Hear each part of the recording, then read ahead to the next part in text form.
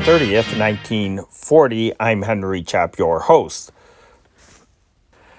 Before I tell you what we are going to listen to tonight, we are going to listen to Old Time Radio. Let me give you a reminder, if you love Old Time Radio and you want to hear it in chronological order in a simulation of what it was like to actually live through this era of great radio programs, subscribe to this channel and click on the bell icon to get notifications. Also, if you are curious about the news story in the thumbnail of this video, go subscribe to our other channel, a companion channel to this one, the World War II newspaper channel. You will enjoy that, I think. It features a newspaper reading virtually coinciding with whatever old-time radio programs we are listening to.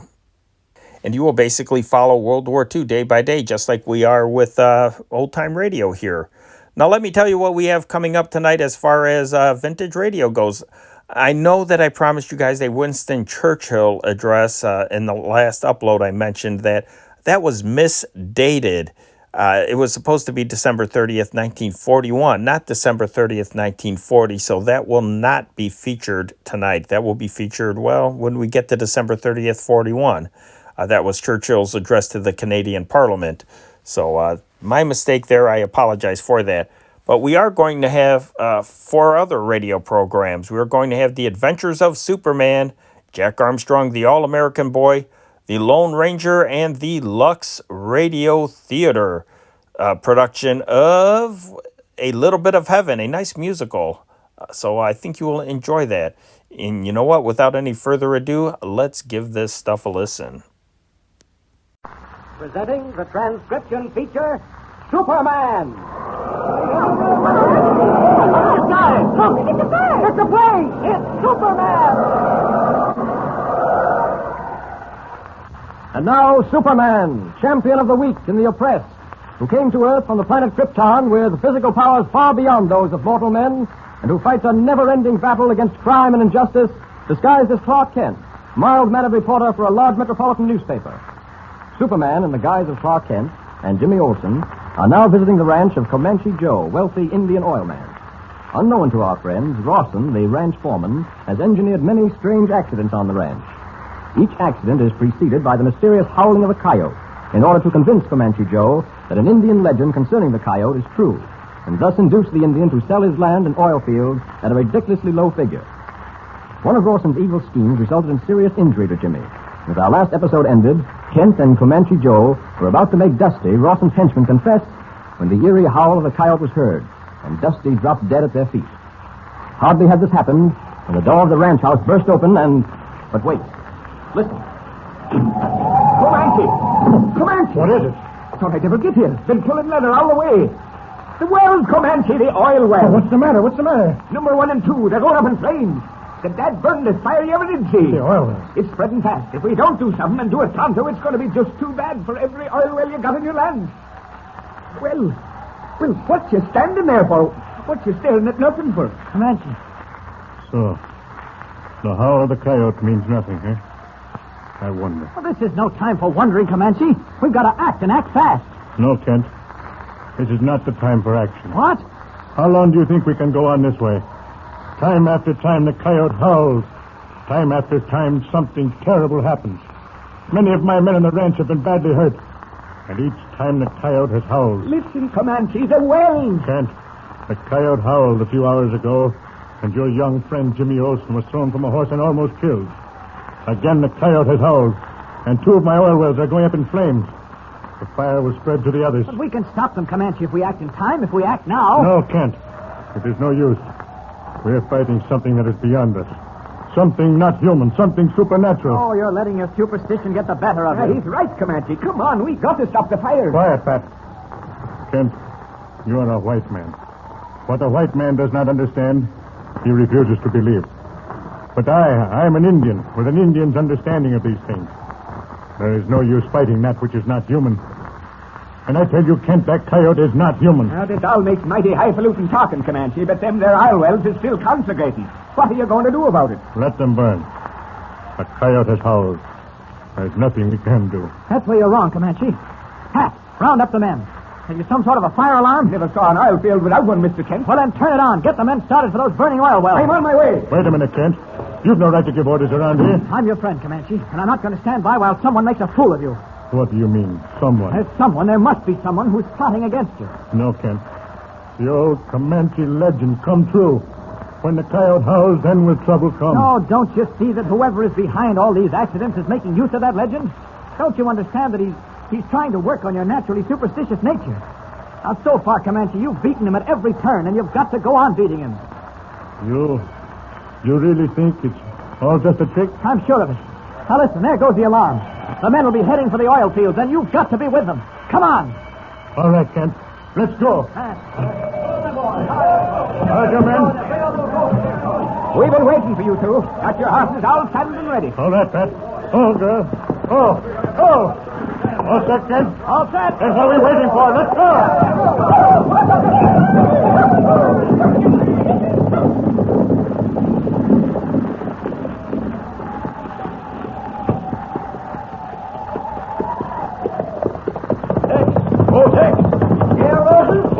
Take it easy. Ride along with me here behind the others. Want to talk to you. All right. Oh, boy. Oh. Now, what's on your mind, Rawson? Tex, how would you like to make some money? A lot of money. It depends, Rawson. You know my record.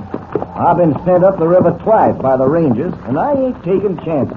Howsomever, if what you got in mind ain't too risky. Well, all you got to do, Tex, is obey orders and keep your mouth shut.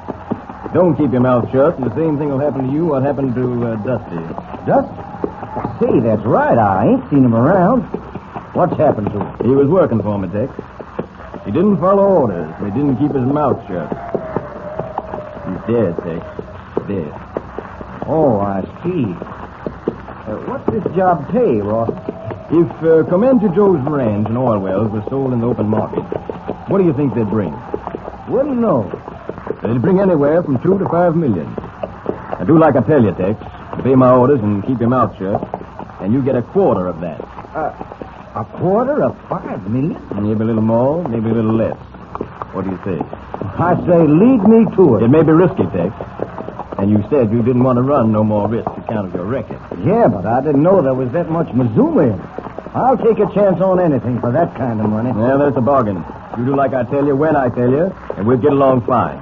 Now, come on. Let's catch up with the others. Get along. Come.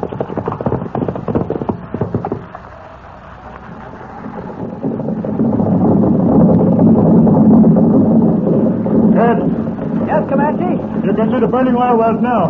That red glow through the blizzard, yes. Ought to be there in another 5 minutes. Yes, Rawson, right over this way. What do you want, Commander? Rawson, from the looks of that blaze, even from this distance, standard chemicals won't be much use. We'll have to use nitroglycerin to blow that fire out. How much nitro have we got? Oh, about 8 times, I'd say. Sure we'll have to use nitro? I'm afraid so. Well, I don't know if I can get anybody to take that stuff close into the fire. The heat alone will be terrible. You know what nitro is. Just knock it against anything will explode in your hand. I know the danger of using nitro, but I'm afraid we'll have to do it. I'll take the nitro in myself. Okay. How do you use the nitroglycerin, Comanche? Why, about the same way you use dynamite. I'll have to take the cans of nitro close into the fire. Yeah? Then wires are attached to one of the cans, with a detonator back out of range. When I give the word, one of my men pushes down the handle of the detonator, setting off the nitro. The force of the explosion puts out the fire. Must be some explosion. You've never seen an explosion like it. Dynamite is child's play compared to it.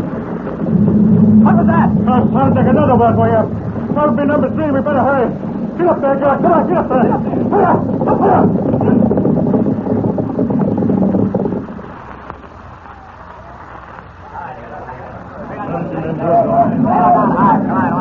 Comanche, this is the worst fire I ever saw. Number 3's gone up now. If we don't do something fast, the rest of them are going to go through. The boys bringing those cans of nitro out of the shack? They are. How about me taking that stuff close into the fire? Thanks, Pat, but those are my wells. It's my job to save them.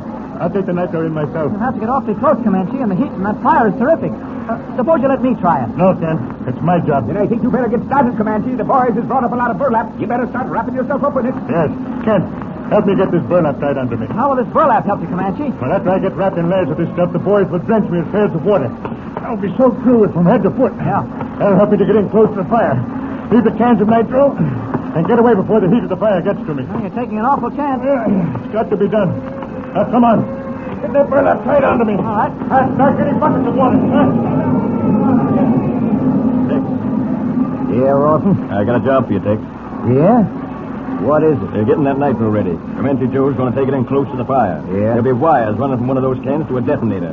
When somebody pushes down the handle of that detonator, that nitro will blow everything sky high. Sure, I know that. But where do I come in? You're going to be the guy who pushes down the handle of that detonator. I see. After Comanche Joe leaves the nitro close to the fire and gets back out of range, I explode the stuff. Yeah, you explode the nitro. But you're going to do it before Comanche Joe gets back out of range. Before he gets back. Hey, wait a minute, Rawson. That's murder. Well? Oh, but I thought you wanted to get Comanche Joe to sell you his ranch cheap. How's he going to sell out to you if he's dead? I happen to know that if Comanche dies, his father, Chief Running Fox of the Comanche tribe, becomes the owner of the ranch and the oil wells. I can handle Chief Running Fox a lot easier than Comanche Joe, so it works out fine. Yeah. And where do I come off?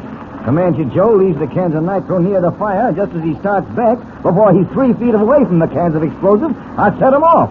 Why, they'll have me up for murder. No, they won't. You just explained you got your signals mixed, that's all. But with all the smoke and the blizzard and everything, you couldn't see Comanche. You thought he'd gotten away safe. It's risky, Rawson. Mighty risky. That's what you're being paid for, Tex. And plenty.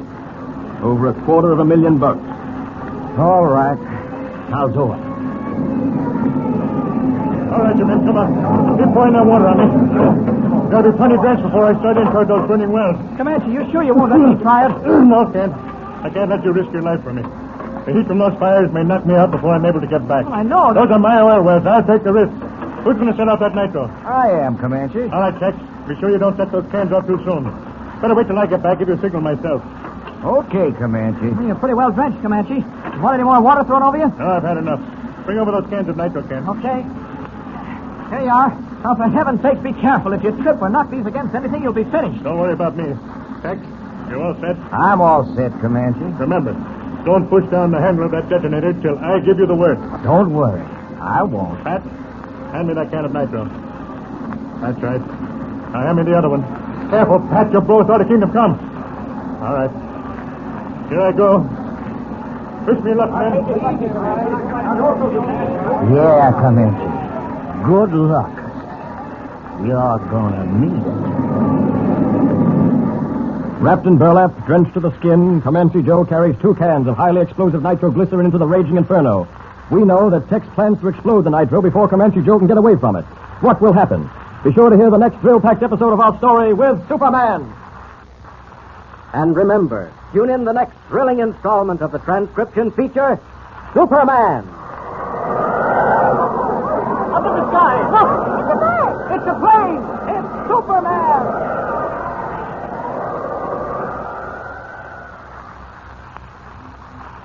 Superman is a copyrighted feature appearing in Action Comics magazine.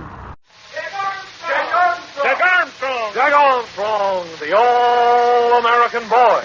Wave the flag for us and high, boys. Show them how we stand. Ever shall our team be champions, known throughout the land. Wheaties, breakfast of champions, bring you the thrilling adventures of Jack Armstrong, the all-American boy.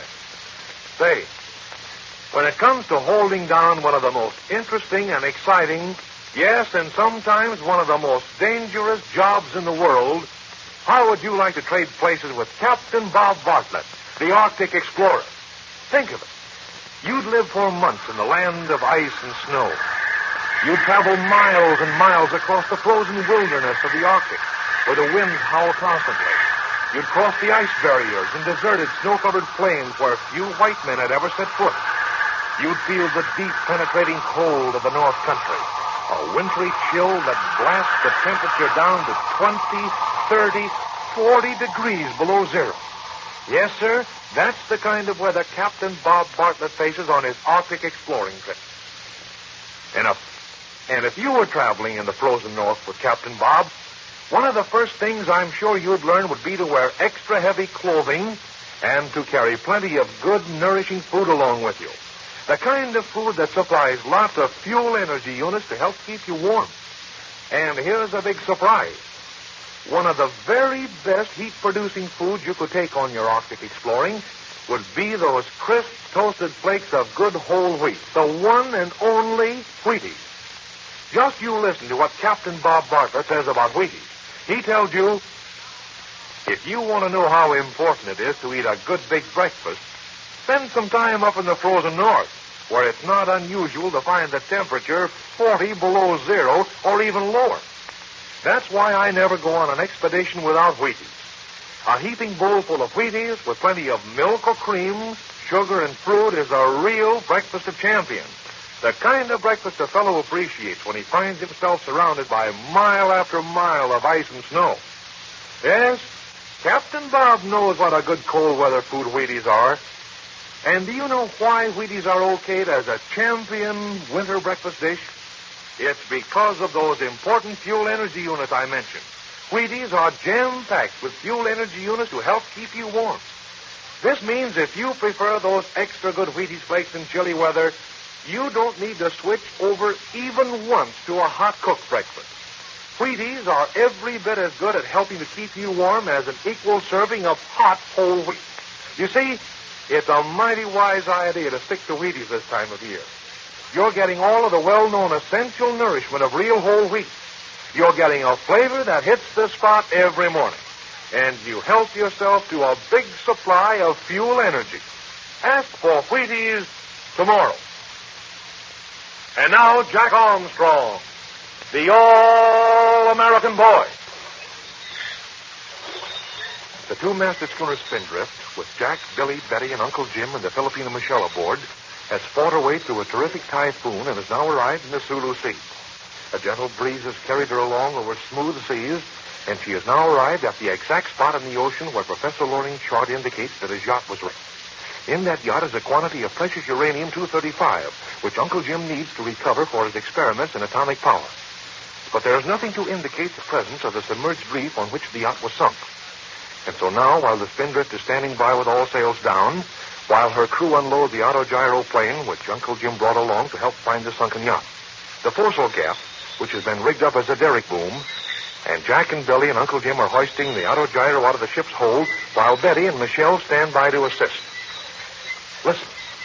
Uncle Jim, I told Billy to sit on the tail of the fuselage to keep it down as we hoisted her. Good. Help me pull and we'll hoist her up. Betty, you and Michelle stand by to keep the fuselage from scraping on either side of the hatch. All right, Uncle Jim. I'll stand on this side, Michelle. You stand on that side. Everyone all set? All set, Uncle Jim. All right, Jack. Heave. She's coming up. Oh, my, Jack, I don't see how just you and Uncle Jim can raise her by yourselves. Block and tackle does the trick, Betty. Watch it, Betty. She's swinging too much to your side. I'll push her over, Uncle Jim. There.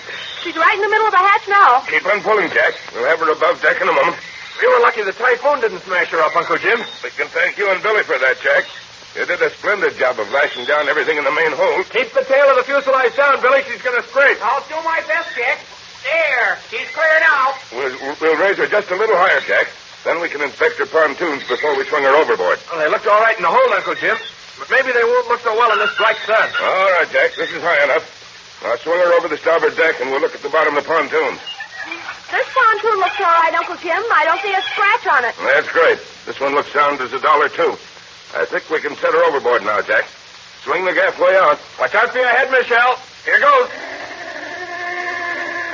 That's enough, Jack. Now lower her away. We'll put her in the water and gas her up. It's a good thing the sea is so calm. Oh, we couldn't have set her overboard in the rough sea, Betty. Easy now. She's almost touching the water.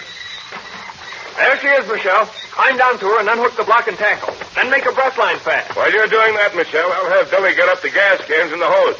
Billy, bring those gas cans on deck. All right, Uncle Jim. Do you think it'll take long to find the submerged reef and the sunken yacht, Uncle Jim? We may never find them, Betty. Professor Loring may not have been sure of his position when he marked it on the chart.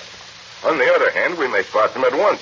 Or we may have to hunt for days. But we can't hunt for days. Chapato and Blackbeard and their crew may get here any time. That's a chance we've got to take, Betty. We can assume they're somewhere in the Sulu Sea looking for us, Jack.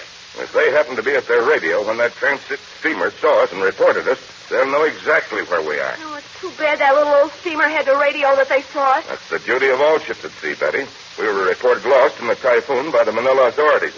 All vessels were asked to be on the lookout for us. And you can just bet that the Black Shark was all tuned in, waiting to hear where we were. Billy has the gas cans on deck, Jack. You and he gas up the tank while I check over the engine. We don't want to lose any time hunting for that reef. All right, Uncle Jim. Here's the gas jack and the hose and funnel, too. Okay, Billy. I'll take the hose to the auto gyro. Betty, you hold the funnel in this end of the hose while Billy pours the gas. All right, Jack. Give me the end of the hose, Billy. I'll lash it to the rail. Okay. It won't take much gas to fill that tank, Betty. I put some gas in before we hoisted her out of the hose. Now, I'll hold the funnel, Billy. Are you ready, Jack? Just a minute, Betty. Gotta unscrew the top of the gas tank. I still don't understand how the auto gyro flies without wings, Billy. It's all in the rotors, Betty. They go round and round like a windmill and keep it up. I know. I've seen her fly, but I just can't get used to an airplane without wings. All right, Billy. Start pouring the gas. You hold the funnel there, Betty. There, that's right. Keep your eye on that funnel, Betty. Oh, I'm sorry, Billy. I was looking around the horizon for the black shark. I just know she's going to appear the moment we find the sunken yacht. Well, that's why we've got to hurry. If they catch us on the high seas out of sight of land this way, they'll be a tough bunch to handle. But there's not a sign of her on the horizon. And I'm afraid of sharks, too, Billy. If Uncle Jim and Jack have to put on those diving suits and go way underwater, the sharks may come around. Well, I know, Betty, but... Oh, wait a minute. Here, we need another can of gas. This can ought to fill the tank. Hold that funnel up. There are sharks here, aren't there, Billy? Yeah, you bet there are, Betty. But Michelle says he can scare them off, and he can fight them off with his knife, too. I've seen him do it. Easy there, Billy. She's almost full. She is full. If the engine runs all right, they're all set to start off, Betty. And I still don't see a sign of the black shark on the horizon. Billy, come down here a moment. Oh, coming, Uncle Jim. Pull the hose on deck, will you, Betty? I'm going to board the auto gyro. What can I do, Uncle Jim? Jack and I are all set to take off, Billy. We're going to search in a wide circle, keeping the schooner in the middle of our circles. You keep an eye on us. If we have to make a forced landing, you and Michelle hoist sail and come and pick us up. But gosh, whiz, Uncle Jim, you don't expect anything to happen, do you? Well, I don't know, Billy. This engine's been shaken about quite a bit in that typhoon. Anything might happen. But you keep an eye on us. If we come down and don't go back up in a minute or two, come and get us. I'll keep an eye on you every second, Uncle Jim. And you can keep an eye out for the black shark. Maybe you can see her when you're up in the air. We'll do that, Billy. Hop off now. I'll unfold the rotors as soon as we drift away from the schooner, Uncle Jim. All right, Jack. Cast off. This breeze will push us away in no time. Stand by for the line, Billy. I'll heave it to you. I've got it, Jack. You can start unfolding the rotors, Jack. I'm doing that, Uncle Jim. Oh, say, they just spring out into position, don't they? Now sit down in the cockpit beside me. Pull that cowling back over our heads. The engine noises won't bother us then. Back she comes, Uncle Jim. Hey, it gets hot in here in no time. We'll get ventilation when we get going. Let's see if the inertia starter works. The starter works all right. The engine's working too, Jack. Hey, this noise-proof enclosed cockpit is something. Will it take long to warm the engine up? She's warm before she starts in this climate, Jack. See how she's revving up already. That oil temperature's climbing, too. We'll taxi along the water for a while until she gets good and warm. Boy, oh boy, I'd forgotten what speed is like. Look at those pontoons sniping through the water. Yeah, a little faster than the schooner, eh, Jack? Watch those rotors pick up speed as they go around. I won't apply the power to them for this takeoff. We're off, Uncle Jim. We're off the water already. That's the auto gyro for you, Jack. You can go straight up and down, almost like a helicopter. We're certainly going up fast. I'm going to fly in circles, Jack, getting further and further away from the spindrift. You keep the sharp lookout to the right. I'll keep my eyes glued to the left. If that submerged reef is anywhere around here, we'll find it. Well, if it's submerged too deeply, we'll never see it, Uncle Jim. We can see anything down to 30 feet in this water, Jack. And if the yacht struck that reef, the reef isn't submerged very far. Then maybe the yacht is all above water, Uncle Jim. Oh, I don't think so, Jack. If she'd stayed above water, nobody would have been lost. And since nearly everyone was lost, she must have struck the reef, then settled back into deep water immediately. I hope it's not too deep for us to reach with our diving suits. And on the other hand, I hope it's deep enough so that you wouldn't break to pieces when that typhoon passed here. There must have been some real waves sweeping over that reef. Uncle Jim, look over to the right. See where I'm pointing? The ocean seems to be a darker shade for a stretch. Oh, I see it, Jack. Just fly over there and see what it is. There. We're heading right for it now. Hold this course and we'll fly right over it. That is the reef. We're pretty lucky. We might have had to look for days to find it. And if we were in the spindrift, we might have sailed right by it without seeing it. Take a look around the horizon, Jack. You see any sign of the black shark? I've been looking for her, Uncle Jim, but I don't see a sign of any vessel on the horizon. She's not very far away, I'll warrant. We're getting close to that dark area, Uncle Jim. Do you think it can be the reef? Certainly something under the water, Jack. Too long and too narrow to be the reflection of a cloud. I'll drop down close to the water as we approach it. It must be the reef, Uncle Jim. It's about a mile long and very narrow. That is a reef, Jack. I can see why it wouldn't be charted. It's not on the steamer lanes, and a hydrographic boat might sail up and down the Sulu Sea for years and not see it. It is the reef, Uncle Jim. I can see the long ocean swells build up as they sweep over it. A ship could see it in the daytime. But not at night, and that's probably when Professor Loring's yacht struck. You're right, Jack. It certainly is a reef. I'm going to drop down right over it. We'll fly up and down and see if we discover any sign of the yacht. Uncle Jim, we're dropping straight down. Say, I like this auto gyro. So do I, Jack. Now I'll hover over this spot for an instant. Can you see anything? Nothing that looks like a wrecked ship, Uncle Jim. But I can't get over the way this auto gyro can stay almost still and keep up in the air. Look out, we're almost touching the water. I won't go any lower, Jack. We'll fly along the reef and see what we can see. Look sharp now. I'm not missing a thing, Uncle Jim. Look, straight ahead of us. There's a vague shadow in the water right alongside the reef. I see it, Jack. We'll be over it in a second. It looks as though it might be a wrecked ship, Uncle Jim, but it's way underwater. We'll know for sure in a second, Jack. Yes, by Jove, it is a wrecked ship. It slid back off the high ridge of the reef, and it's about in 30 feet of water. Then it's Professor Loren's yacht. It must be his yacht, Uncle Jim. Yes, it must be, Jack. In that yacht lies the treasure of uranium-235, which half the nations of the world would like to get hold of. You see any sign of the black shark yet, Jack? Not yet, Uncle Jim. And we'll get the spindrift up here and start diving operations right away. And let's hope that the black shark doesn't show up until we're through and gone. So the wrecked yacht is found at last. And if the black shark will only stay away for a while, Jack and Uncle Jim will have time to recover the precious uranium-235. But they'll have to work fast, because the black shark did pick up that radio message and is speeding toward the spindrift with the diesel engine wide open. Hurry, Uncle Jim. There's no time to lose. And say, you'll certainly want to be on hand tomorrow when the spindrift reaches the sunken reef. You'll want to be with Jack when he puts on that diving suit.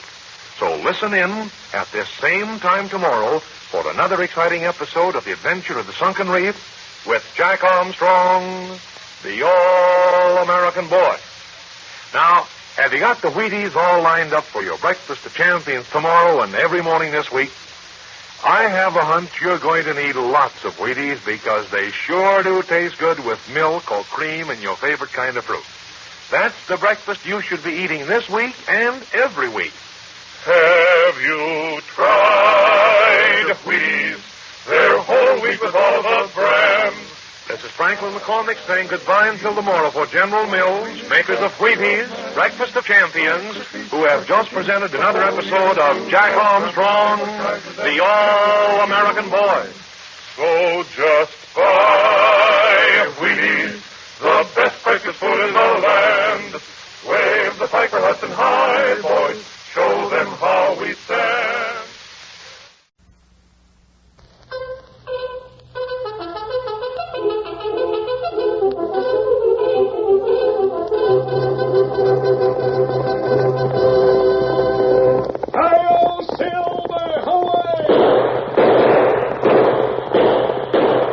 Horse for the speed of light, a cloud of dust, and a hearty hi-yo Silver, the Lone Ranger.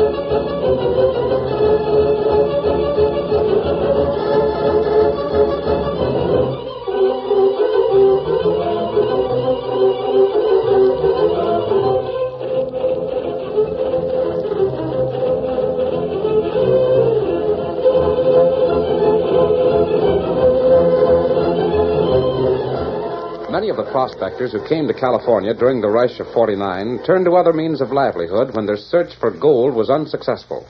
Among them were trappers who set their snares and deadfalls in the high Sierras. But these same mountains gave shelter to bands of outlaws. It was not until the masked rider of the plains started his great fight for law and order that the mountain country became safe for honest men and women. Return with us now to those thrilling days when the West was young. From out of the past come the thundering hoofbeats of the great horse Silver. The Lone Ranger rides again. Come on, Silver! We're heading for Sacramento! There's going to be trouble! Hurry on, Silver! Away!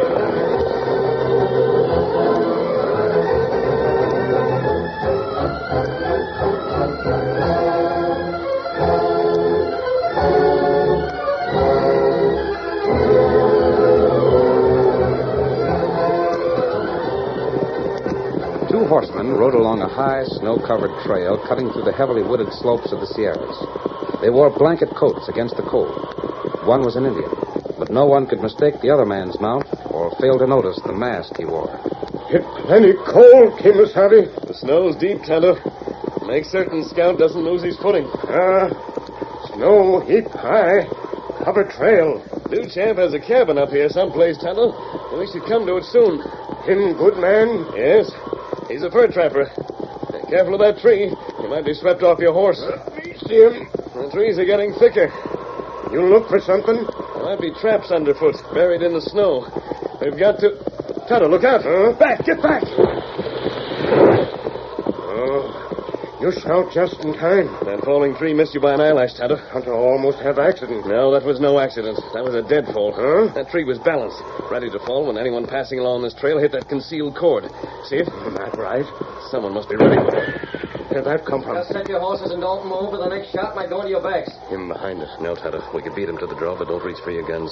We'll see what he wants. You're being smart, mister, not to make no gunplay. And I don't figure you could beat me to the door, neither. You set that deadfall? I'm mighty near smashing you, didn't it? Who are you? Why are you waiting here in ambush? Easy there. I'm the one to ask the questions. Now just turn them horses around so I can see what you look like. Easy, not too fast. Well? Masked man, huh? A masked man and an Indian. So you're the sneaking hombres that have been robbing my traps, huh? Tonto and I just came here. Yeah, well, supposing I don't believe you. We haven't touched your furs. Somebody's been at 'em. If you ain't after furs, then what are you doing here in the Sierras? Answer me that. We're looking for a trapper. Yeah, sure. What's his name? Duchamp. Ain't no... Duchamp? You said you... Duchamp. You know him? Well, mister, that's me. I'm Duchamp. What in tarnation you want with me? Well, first of all, I want your gun. Yeah, that's it. Here, Tonto, you hold his gun. Me got it. You can get up now, Duchamp. Doggone me for a local fool. When you said my name, I was that surprised I dropped the muzzle of my gun like a catamount. Now I know you're crooked. Where's your cabin? I ain't telling you that. You slick crooks. First you rob my fur traps, and you outsmart me. That's enough. We're going to have a talk with you. We're going to talk in your cabin. Now move.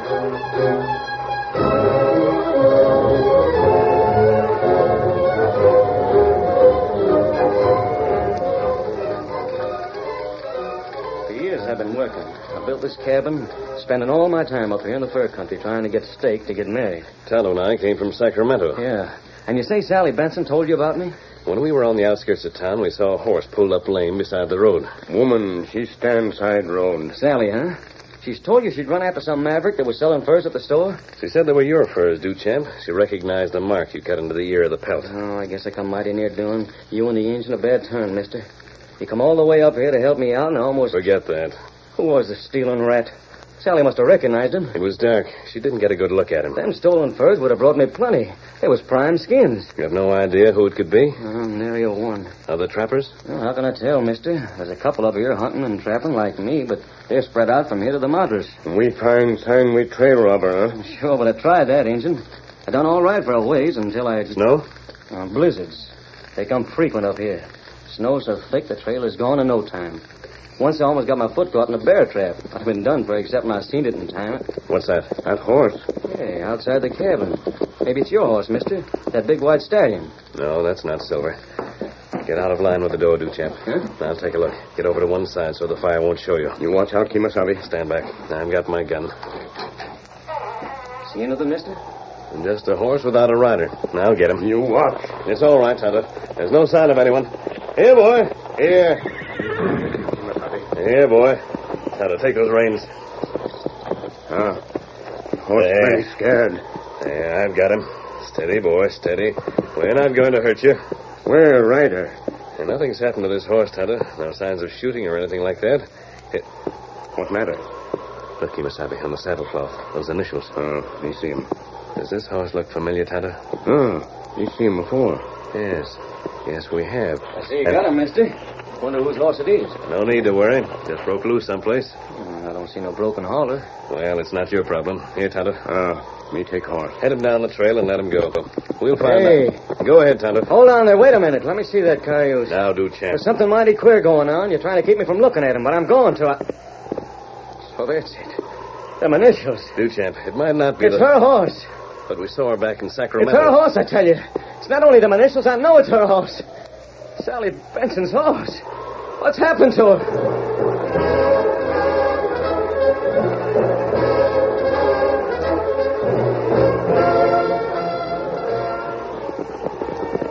There's the cabin up ahead. You've no right to do this.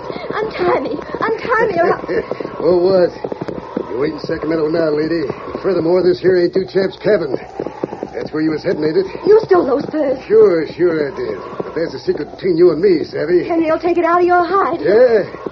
Well, Henry Duchamp ain't doing nothing to me on account of he don't even know I got you. He was all set to tell him it was me selling this furs in Sacramento, weren't you? Good thing I seen your tracks heading up this trail and took after you. My horse got away. He'll find my horse. Horses don't talk, savvy. He'll pick up the trail. I don't reckon he will. Not this trail. Or that. Hey, Bertie. Who's there? Reach for the sky. Relax. Oh, it's you, Wolf. Put up that shooting iron. You certainly keep your ears open. I could have jumped down your throat before you knew there was anyone within miles. You sell them furs in Sacramento, Wolf? Yeah, Burley. Reckon it's getting too dark for you to see. We got company. Huh? Yeah. Duchamp's girls. Well, I'll be doggone. First you get his furs, and then you get his girl. Give me a hand to lift her off this pack horse. It's a pleasure. Let me go. If I wasn't tied, I'd... Shut up and get inside. Where'd you get her? On the trail, Burley. She was on her way to warn Duchamp. Seen you in Sacramento, huh? Yeah, twice. The first time, she didn't get a good look at me. But the second time, she seen me when I went back to collect for the furs. Those are Henry's furs, and he'll get that money. Come on, it's cold out here. Get inside. What happened to her horse, Wolf? Run away. But I loaded her on the pack horse. Close that door, will you? So she was fixing to warn Duchamp, huh? I'll do it, too. He'll find my horse. He'll pick up the trail, and when he does, he'll come straight here. I told you once before. This is one trail he won't pick up. You didn't try to hide the trail. It's clear all the way. I didn't have to hide it, Savvy. I don't understand. You don't know much about the high Sierras, do you? There's going to be plenty of snow pronto. It's going to be a regular snorter. He won't follow the trail because there won't be any left.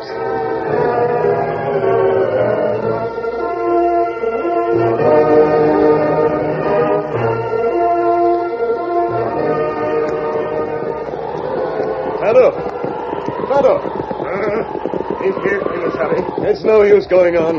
This blizzard has covered the trail completely. It's plenty heavy. Can we get back to your cabin in the dark, Duchamp? We ain't going back, mister. Well, there's plenty of timber around. We can build a lean-to and a fire right here. Me get that. Steady, Scout. There's one right in my saddlebag, Tonto. Tonto get it. Me start shot tree. Don't take it so hard, Duchamp. Mister Sally's my girl. Perhaps in the morning we can pick up the trail. We gotta find it now. Don't be local. Not even Tonto can pick up the trail in this blizzard. I can. I've got to. Tonto's the best trader in the West. We'll wait till morning. At least we can see where we're going. I tell you, we've seen the sign clear before this blizzard come. Some ornery sidelinder's got Sally, and I gotta get her back. Get off that horse. Let go of me. Get him off, Silver. Now, Duchamp, you're getting off whether you like it or not. Mister, I tell you, I can't rest till I find it. Duchamp, listen to me. Mister, it's snowing. Coming down heavier all the time. If you go now, you'll end up in a snowdrift. You'll wander in circles. Don't be a fool. I tell you... Oh, I reckon you're right, mister. I'm sort of local. Just the idea of it We'll being... see what can be done in the morning. Yeah, in the morning. Now, come on. We've got to build a shelter and a roaring fire. Get that axe and come along. All set, Tonto? Here, first tree.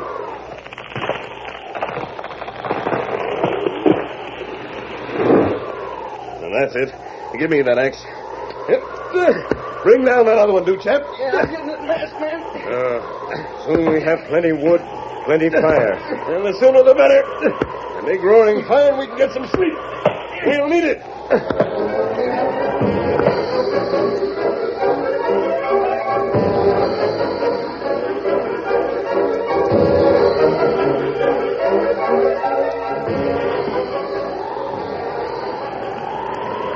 Sally. I gotta save Sally.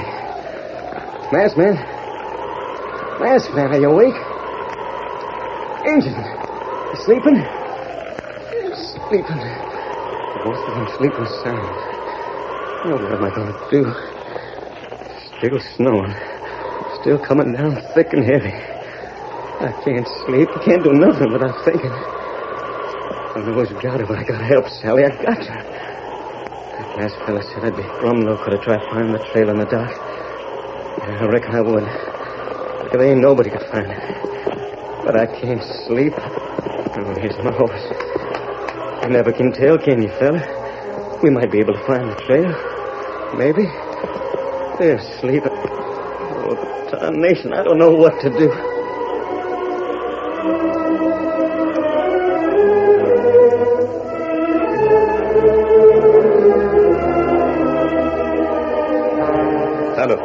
Tonto, wake up, huh?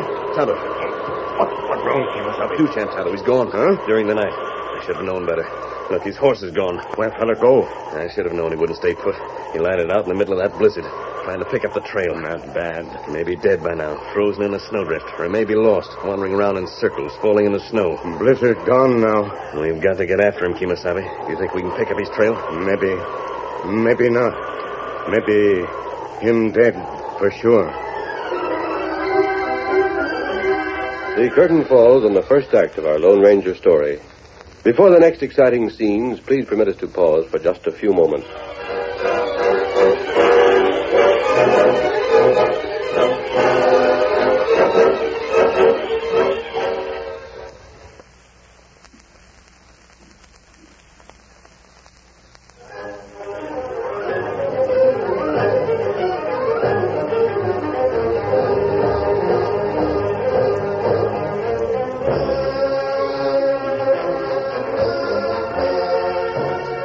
Now to continue our story. In the middle of the night, and in spite of the blizzard, Duchamp stole away from the Lone Ranger's camp and tried to pick up the outlaw's trail by himself. Come on, boss. Just you and me. I reckon the masked man was right when he said nobody could follow the trail in the dark. But I can't sleep. I gotta follow them rats and get Sally. I got to.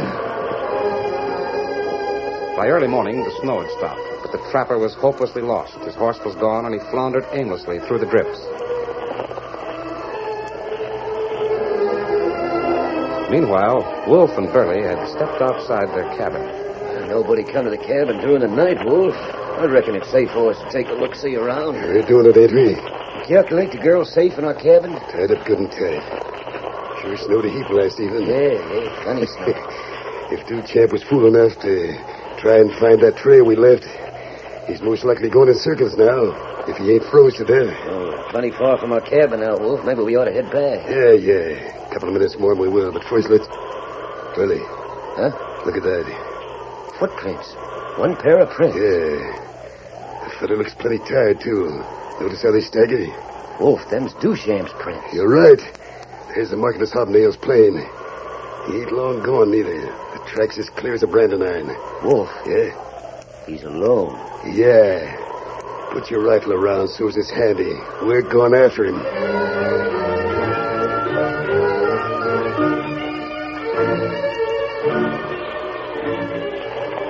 Wolf, there he is. Oh, can't find Sally. Can't find nothing. Wandering around like a loco buzzard. Do we get him? Whatever you say. Listen to him talking. He's out of his head. Come on. We'll creep up behind him. I gotta find Sally. Sally! From loco. Yeah. Keep your gun handy. Hello, Duchamp. Who's that? Where are you? Here we are. Oh, sure. I thought it was Sally. Sally Benson. You seen her? Gone snow crazy. Don't know who you mean, Duchamp. You're the masked man, ain't you? Masked man and the engine. You hear that? Now he figures we're two other gents. I'm looking for Sally. I didn't mean to leave you the camp last night. I couldn't stand up doing something. Hey, Wolf. Yeah? He's heading right for one of our traps. Yeah. What'd you say? I can't rightly hear you. Masked man? Nothing, Duchamp, nothing. Just keep walking. Oh. That's right. Oh, it's cold. Right cold. Masked man, you promised to help me locate Sally and the robbers. Do you know who they are? No, I don't know, but Sally must have. Or else you wouldn't have come here from Sacramento. Not that way, Duchamp. More this way. Yeah, I've got to check it out. I got to keep moving. I got to find... Oh, He stepped right into it. trap. I stepped on a trap. Well, now, ain't that too bad? Help me out. Can't spread the jaws. My hands are numb. Masked man, help me out. You're the engine. Help me out. Duchamp, take a good look. I ain't wearing no mask and Bertie ain't no engine. Take a good look. What do you mean? A good look, Savvy. I reckon the pain of that trap slapping on your foot has cleared up your brain. Take a good look. You ain't the masked man. We're leaving you right here, Duchamp. That's Burley. It ain't the engine. Burley and Wolf. Wolf, give me a hand. Get me out here. I reckon you didn't hear me good. We ain't getting you out. But this You're trap. staying in it till you freeze to death. What are you talking... Oh, I savvy. Sure. We headed you for it. We wanted you to get caught. You're the hombres who've been robbing my fur. Correct. And you're the hombres that... Why, you sneaking coyote. You got Sally. Where is she? You got her. There's a wolf trap, Duchamp. Won't do you no good trying to get loose. I can't open it myself. I'm worn out. Why don't we shoot him, Wolf? Yeah, go on. Shoot me. Shoot me. Don't leave me to freeze to I'd death. like us to shoot you, won't you, Duchamp? You know, a rifle shot would carry plenty far. Far enough maybe for this masked man and his engine part to locate you. Go on, shoot. Well, we ain't going to, Savvy. The code will take care of you soon enough. Come on, Burley. We're heading back to the cabin, getting the horses. Where is she? Where's Sally? You got more furs, ain't you, Duchamp? You got more furs in your cabin? We're getting them furs, Wolf? Sure we are, sure. You heard me, you spoken sidewinders. Where have you got Get up! Oh. Come on, Burley. Yeah, Wolf. Sally, I gotta find you. I can't get free from this trap. I can't get free.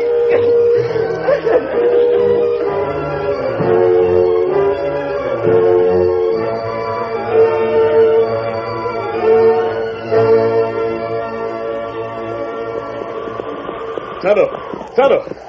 Call Kimasabi this way, over here. Sign. Look at this. And that trail. Duchamp's trail, and it's fresh. Made after the snow stopped. Come along, Tonto. Come on, Silver. Right through the snow. Come up, Scout. Come on, Silver. We've got to find Duchamp. Hail, Silver,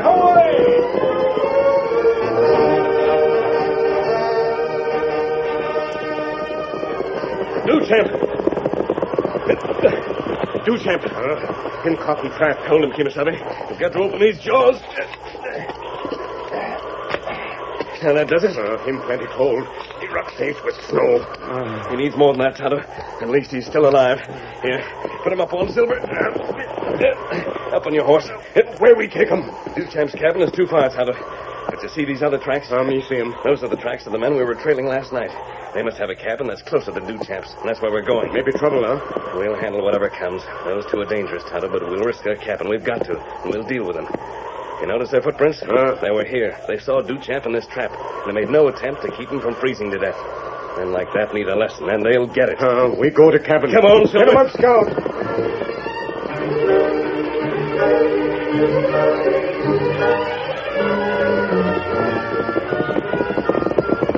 Here, cabin. Where you go? Take care of Duchamp, Tonto. Rub snow on his face and hands. I'm going into this cabin. Wait. Maybe bad men inside. Wait. I haven't time to be careful, Tonto. I'm going in with both guns. Take care of Duchamp. All right, you two. Where? Gone. Cabin's empty. Who's there? A woman. Oh, it's you. Thank heaven you came, masked man. You're tied up. Who did it? Wolf and Burley. They're gone? Yes, they've I'll gone. get these ropes off. No, mister, you gotta save Henry Duchamp. Wolf and Burley was here. They left Henry caught in a trap. He'll freeze to death. You've got We found him. You've got... What? What'd you say, masked man? Duchamp's outside now. Tonto's working on him. As soon as he can be brought inside, we'll bring him. Henry, you got him. Is he all He's right? alive. We'll know the rest later. There, you're free. There is he. Let me go to him. Not now. If we're going to save him, we'll have to work hard, all of us. Get blankets, plenty of hot water. It may take us hours. But before we go after Wolf and Burley, we've got to save Duchamp.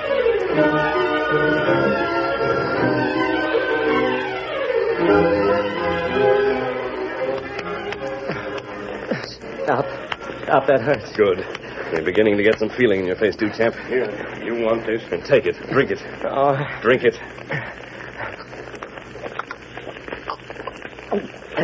Well, that's it. You'll be all right now. Here's another blanket. I'm feeling all right now. You brought me to... Say, this ain't my cabin. This is Wolf and Burley's cabin. We follow trail. We find woman. Did you catch him? Them skunks left me to freeze. They're the ones stole my furs. They're not here. Took the horses and left. They said they was going to your cabin and get the rest of the furs and head for Sacramento. Why? Stay where you are. Go, mister. Them ringtail rattlers can't do that to me. Let me go. I'll get him. Get back in that bunk. No, you sick man. You're staying here. I'm missing my furs. They'll get to Sacramento and sell them. The masked man's right. You're sick. You can't travel. But they got a head start. They'll be gone. Tonto, Silver and Scout, they're outside? That's right. Saddled and ready to go? All ready, Kimasabi. Duchamp, you'll stay right here. Miss Benson, you'll take care of him. Sure will, mister. Where you going, masked man? Tonto and I are going after those fur robbers. You'll never catch them. My cabin's closer to Sacramento by a couple of miles. And they got a plenty head start. We'll get them. This way, Tonto. Me come. Here, Silver. Sorry, masked man. I sure wish you luck. Watch out for the ice on the trail. It's plenty dangerous. Ice on the trail won't stop us, Duchamp. We're going to get those men. Steady, Silver. Here, Scout. Trail. That way, Kimasabi. Stay with me, Tonto. All right, Silver. We're taking the trail for Sacramento. Get him up, Scout. Hello, Silver, away!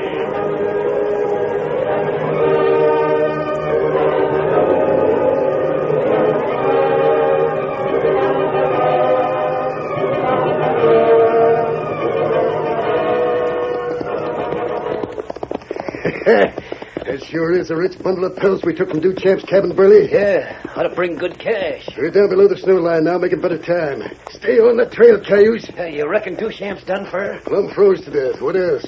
How soon we hit Sacramento? What's the old fired hurry? The only one could tell we stole these here pelts is Duchamp, and he ain't moving. Well, the fur's got his earmark on it. That don't make no difference, Sadie. What good's the earmark when he ain't around to claim it? What the... Did you hear that? Yeah. What That's the call of the Lone Ranger. Yeah. Look up there in the mountain. 2 horses heading this way. Yeah.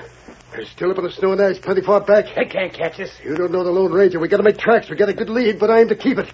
Get up, horse. What's the rush? I tell you, we gotta move. Put your horse. You gotta run for it. Get up there. Come on, horse.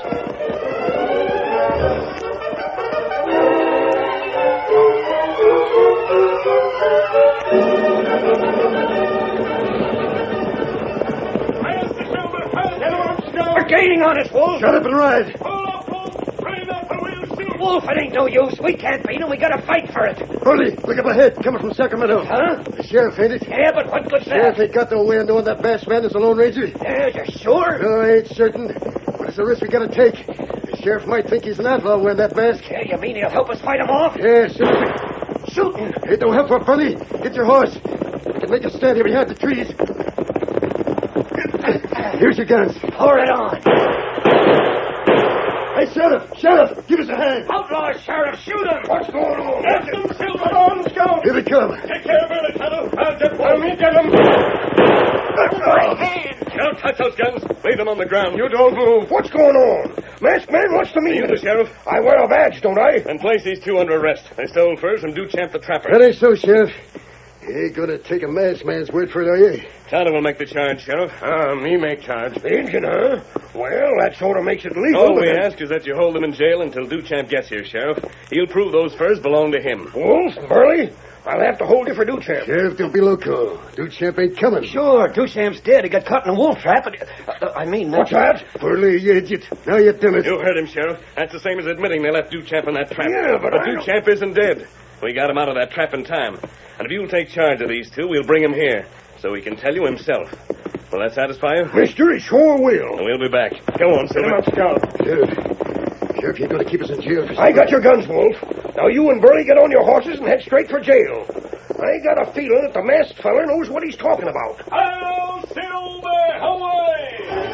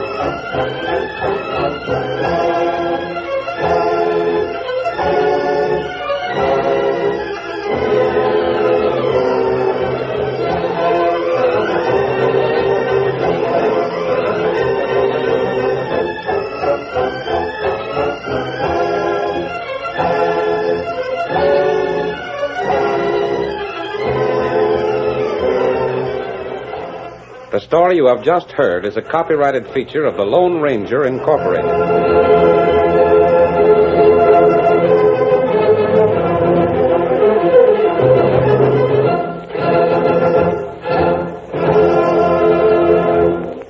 Hey guys, if you are fascinated by the 1930s and 1940s and are interested in learning a little bit about what was going on with the headline in the thumbnail to this video, check out our other channel, the World War II newspaper channel. Check it out and subscribe to it. I think you will find that fascinating. Lux presents Hollywood.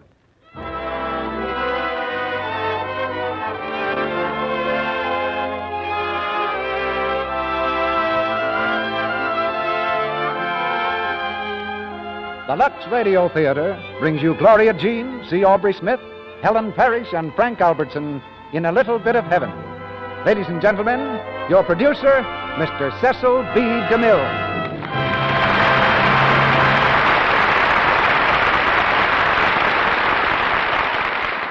Greetings from Hollywood, ladies and gentlemen. The elderly individual with the scythe is ready to cut another year from under our feet. That makes most of us feel a bit older. But age will give way to youth tomorrow night when the new year is born. So tonight, we get the jump on Father Time because the Lux Radio Theater is bustling with youth.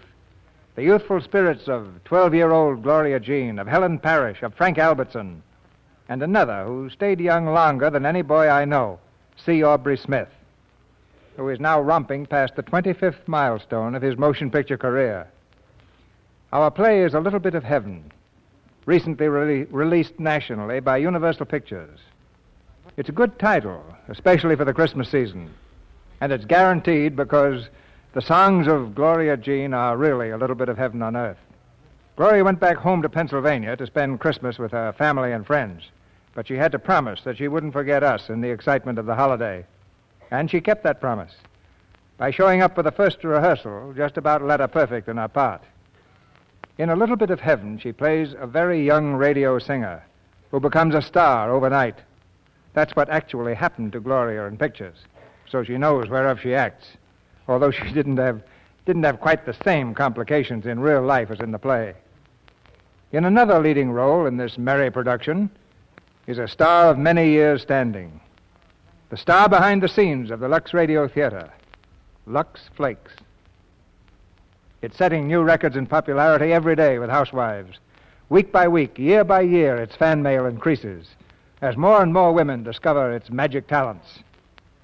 And we can't ask for any better evidence that we've got a winner.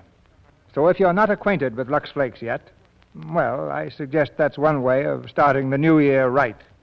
I'll even go out on a limb and predict that Lux Flakes will make your new year happier. Now for A Little Bit of Heaven. We ring up the curtain on the first act of tonight's play, starring Gloria Jean as Midge, C. Aubry Smith as Grandpa, Helen Parish as Janet, and Frank Albertson as Bob.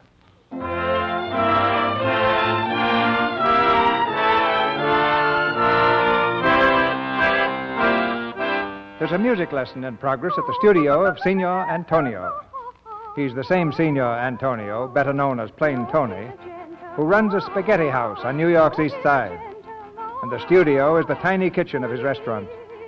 The pupil with the crystal clear voice is Midge Loring, one of the neighborhood kids, a nightingale among the pots and pans.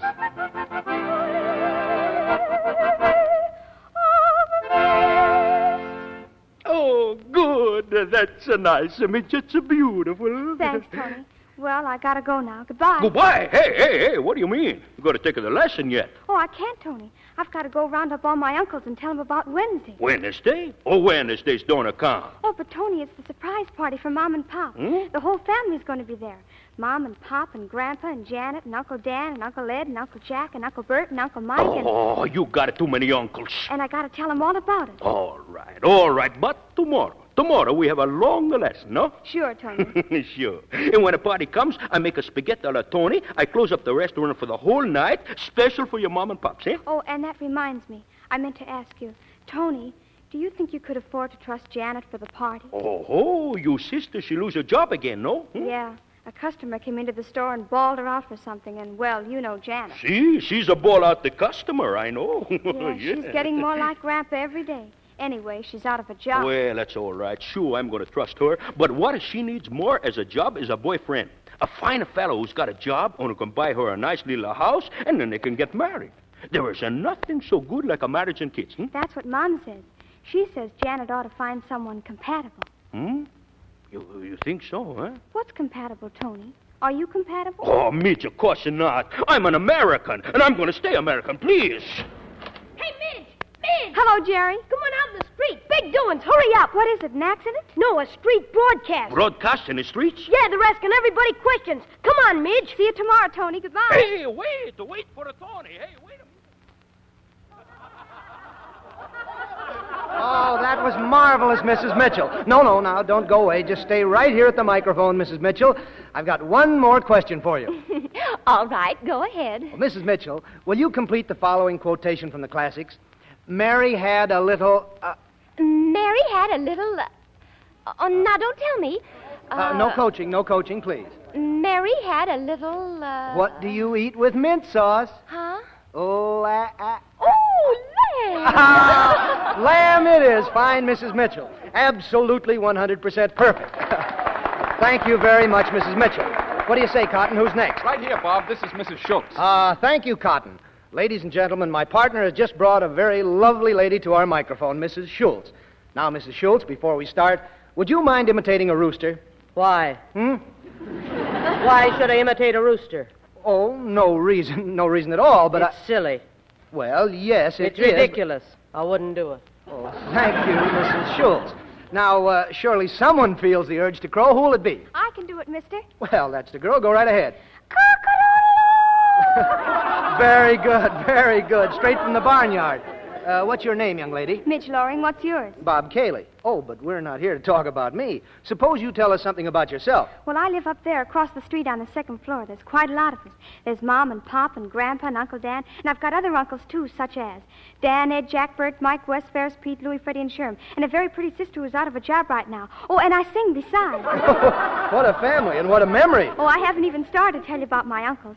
They've all got uniforms. That is, all except Uncle Dan. He sells things. What things? Anything. Only he's out of a job, too. My Uncle Ed's a lion tamer in the circus. Uncle Jack's a cop. Uncle Sherm's a street cleaner. Oh, I mean a Department of Sanitation man. Uncle Pete's a prison guard. Uncle Pat's a captain on a barge. And Uncle... Whoa, I think that gives us a pretty good idea. And now, suppose you sing for us. You mean sing into this thing here? Why, that's not a thing, young lady. That's a microphone. Please, sing a song. Well, okay. Tony, play for me, will you? Oh, sure, I play. Ladies and gentlemen, presenting Miss Midge Loring, the young lady with the uncles.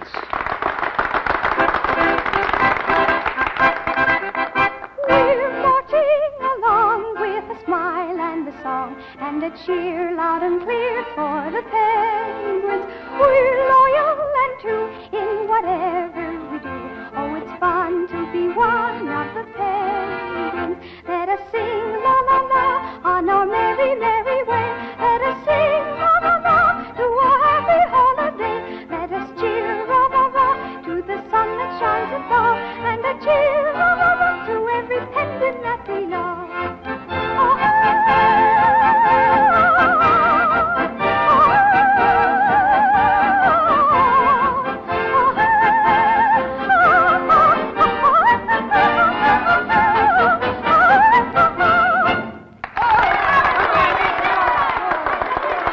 Miss Loring, that was swell. Thank you very much. Well, that's all right, but I've got to go now and see my uncles. Goodbye. Oh, wait a minute. Don't go. Hey, Cotton, grab that girl. She's a sweetheart.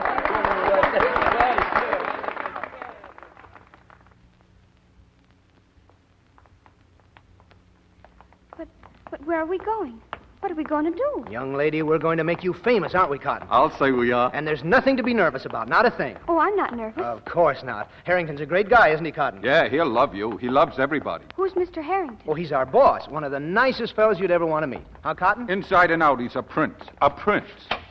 Well, here we are. Hiya, Miss Brown. Hello. Say, is the old walrus busy? Go right in. He's waiting for you. Fine. Now, you folks sit right down here, and I'll get this thing all set. Oh, Bob, don't you think you need me? What for? Kaylee never misses. See you in 2 minutes. Well, Chief, how are you? Did you hear the broadcast? Yep. Great, huh? Yep. You're fired. Finished. Get out. What? Oh, but that girl, that voice. Grab that girl. She's a sweetheart. Did anyone ever tell you this is a quiz program? Last Tuesday, you broadcast a cat and dog fight. But this is... Yes? Mr. Dixon wants to talk to you. Tell him I'm out to lunch. Tell him I'm in jail. You hear that? The sponsor. Day before yesterday, a woman talked about her operation for 13 minutes. But, Mr... What is it? Mr. Dixon says it's of the utmost importance. Tell him I'm taking a nap. Tell him I'll be back Thursday. Another account out the window. Grab that girl. She's a sweetheart. Making dates on our time. Now, just a minute, Mr. Harrington. At the risk of losing my job... At the risk of losing what job? You haven't got a job. What is it? He won't take no for an answer. All right, put him on. Now, listen, Mr... You shut up. Hello. Hello, Mr. Dixon. Say, I'm mighty sorry about that program today. It was all a mistake. One of my men... Huh? Oh, you did? Oh, well, certainly. That's the way we planned it. Oh, we did, huh? Quiet. Of course, Mr. Dixon, we're just trying to keep her undercover. You never catch me with my pants... You never catch me with the grass growing under my feet. Never mind that stuff. I want to tell you... Quiet. All right, Mr. Dixon. I'll call you as soon as it's all settled. Say about lunchtime tomorrow? Fine. Goodbye. He likes her. He wants her on his show. Where is she? Don't look at me. I don't work here anymore. Now, Bob, don't be hasty. Trouble with you is you're always flying off the handle. Why should you want to quit at a time like this? Quit? You fired me. That's beside the point. Where's that girl? All right, Mr. Harrington. Maybe we can talk terms. Terms? What do you mean, terms? Well, you've got the sponsor, we've got the girl. I'll call you up when it's all settled. Say about lunchtime tomorrow. Oh, wait, Bob! So long, Mr. Harrington. Come back here. Come back!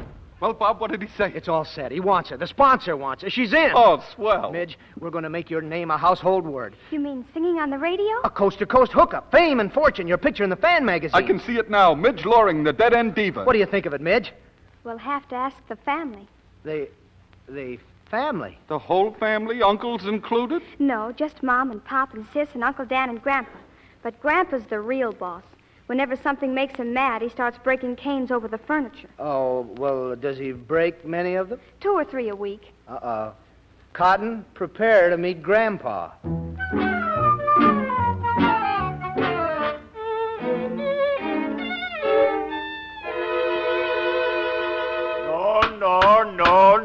No.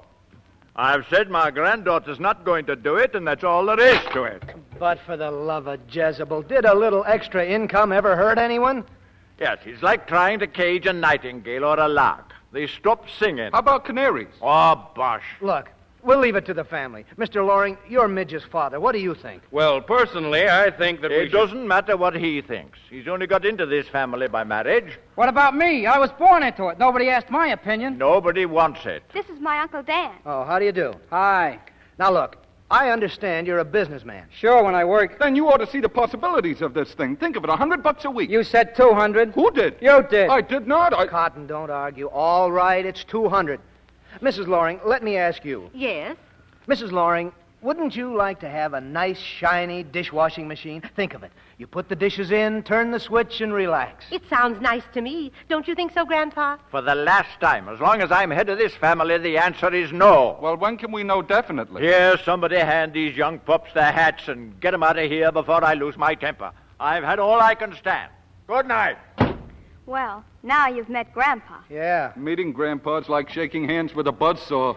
Well, goodbye, folks. Goodbye. So long, boys. Better luck next time, gentlemen. Yeah, maybe if we... Hello, family. Oh, Janet, come here. Dinner ready, Mom? I brought some of those pickles that Pop likes. Oh, company? Hello. Janet, this is Bob Cayley. Bob, this is Janet, my sister. And this is Cotton Bates. How do you do? Hello. They heard me sing and asked me a lot of questions, and they took me down to the office, and it was all fixed, and now... Hey, now, wait a minute, Midge. What's this all about? It's about me singing on the radio. Why, Midge, that's wonderful. I'll say it is for $300 a week. $300? $300. But I just said... $300. Take it or leave it. Oh, now listen. Forget it, Cotton. $300, okay. We haven't got her anyhow. Well, what happened? Grandpa said no. Oh. He was pretty positive, too. And how? He almost wrecked the jerk. What did he do? He broke his cane. Uh-oh. That sounds bad. Very bad. Janet, you've got to do something. You've got to talk to him. Well, honey, I'll try, but gosh, in this house, man proposes, Grandpa disposes. Look, Miss Loring, I'm not trying to cage larks and nightingales. I'm not a crook and I'm not crazy. I'm just trying to put Midge on the air where she can make a lot of money. Now, do you see anything wrong with that? No, it sounds perfect to me. Well, can't we do something with that old, with Grandpa? I'd like to help, but when he starts breaking canes, I don't know how to approach him. For the love of Jezebel, there must be some way. Look here, Miss Loring, why can't you and I, well, what I mean is, it's been swell meeting you and all that, but I'd like to see you again soon. And while some people don't care for nightclubs, other people often find them very enjoyable. Maybe you Wait could, a minute. Now, what's this all about? Well, I've got 2 tickets for the opening of the Martinique tonight. Can you be ready at 9? Why, I don't know. How about it, family? Yes.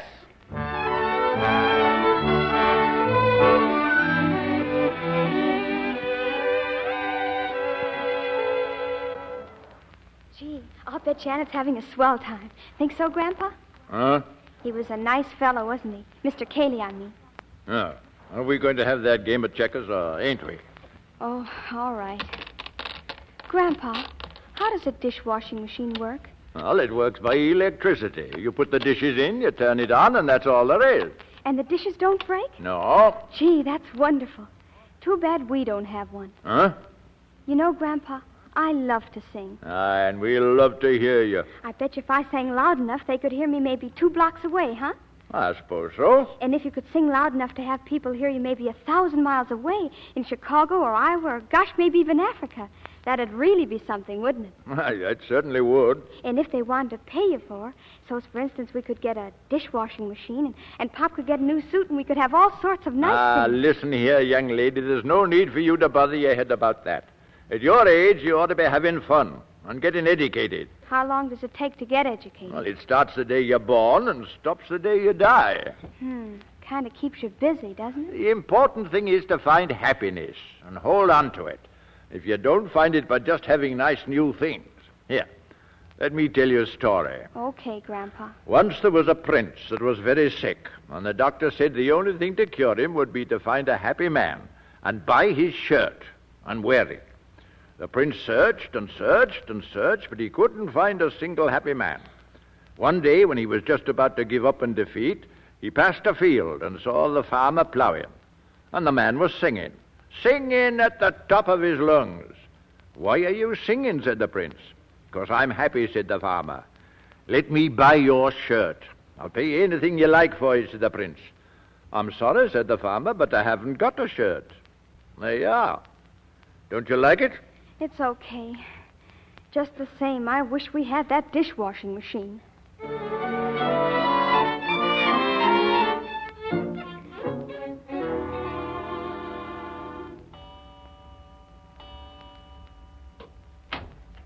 Janet, is that you? Hello, Midge. I didn't mean to wake you up. Oh, that's all right. Oh, he gave you flowers, huh? Mm-hmm.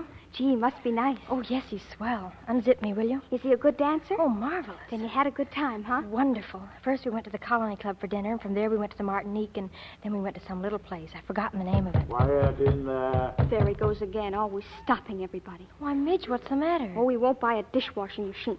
I have to get educated from the day I'm born till the day I die. I can't sing on the radio just 'cause some old guy out in the field hasn't got a shirt. Oh, darling, don't get so upset about it. Oh, but I want to do it, Janet, more than anything I ever wanted. You really want to? Oh, yes. All right, dear, but don't worry about it now. Go to sleep. I'll talk to Grandpa about it tomorrow. Yeah, maybe one word lead to another. We'll see. Good night. Good night. Oh, Janet. Yes? Would you say offhand like that Mr. Cayley was compatible? Why, yes, I guess so. Why? Oh, nothing. Good night.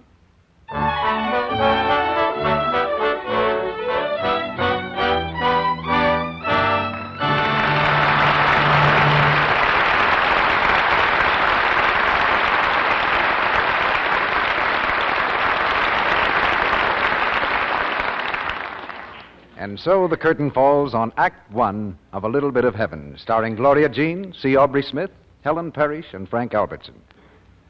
Now for one of our old-time American tunes, played by Lou Silvers and our orchestra.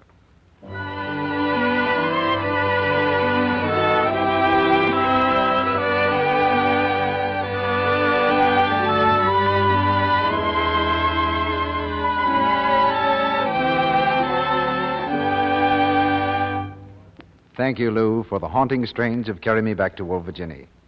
You know, I asked Lou to play that because I have some news from Virginia, from its beautiful capital city, Richmond. That was one of the places where a survey was made not so long ago, a part of a nationwide search for information. Women in Richmond, as in other cities from Boston to San Francisco, were asked just how they cared for their nice things. And when all the results from all the cities were added up... The answer was 2-1 for Lux Flakes. Right, Sally. All over the country, it's 2-1 for new Quick Lux. Twice as many women use Lux Flakes for stockings, underthings, sweaters, and so on, as use any other flakes, chips, or beads. Well, you must admit we women are bright, Mr. Ruick. Well, I always admit that, Sally. But seriously, it's true that there are very good reasons why American women prefer Lux for their nice things. Well, new Quick Lux is so much faster. Yes, in water as cool as your hand, it dissolves 3 times as fast as any of the 10 other leading soaps tested. It goes further, too. Right again, Sally. New Quick Lux Flakes give more suds, ounce for ounce, than any of these other soaps, even in hard water. And, of course, it's so safe. Safe for anything safe in water. For your nice things and your everyday washables, too. Yes, it's faster, goes further, and it's wonderfully gentle. No wonder it's new Quick Lux Flakes 2-1 among women all over the USA. Now remember, it comes in the same familiar package, and it costs you no more. Now, our producer, Mr. DeMille. Act 2 of A Little Bit of Heaven, starring Gloria Jean as Midge, C. Aubrey Smith as Grandpa, Helen Parish as Janet, and Frank Albertson as Bob.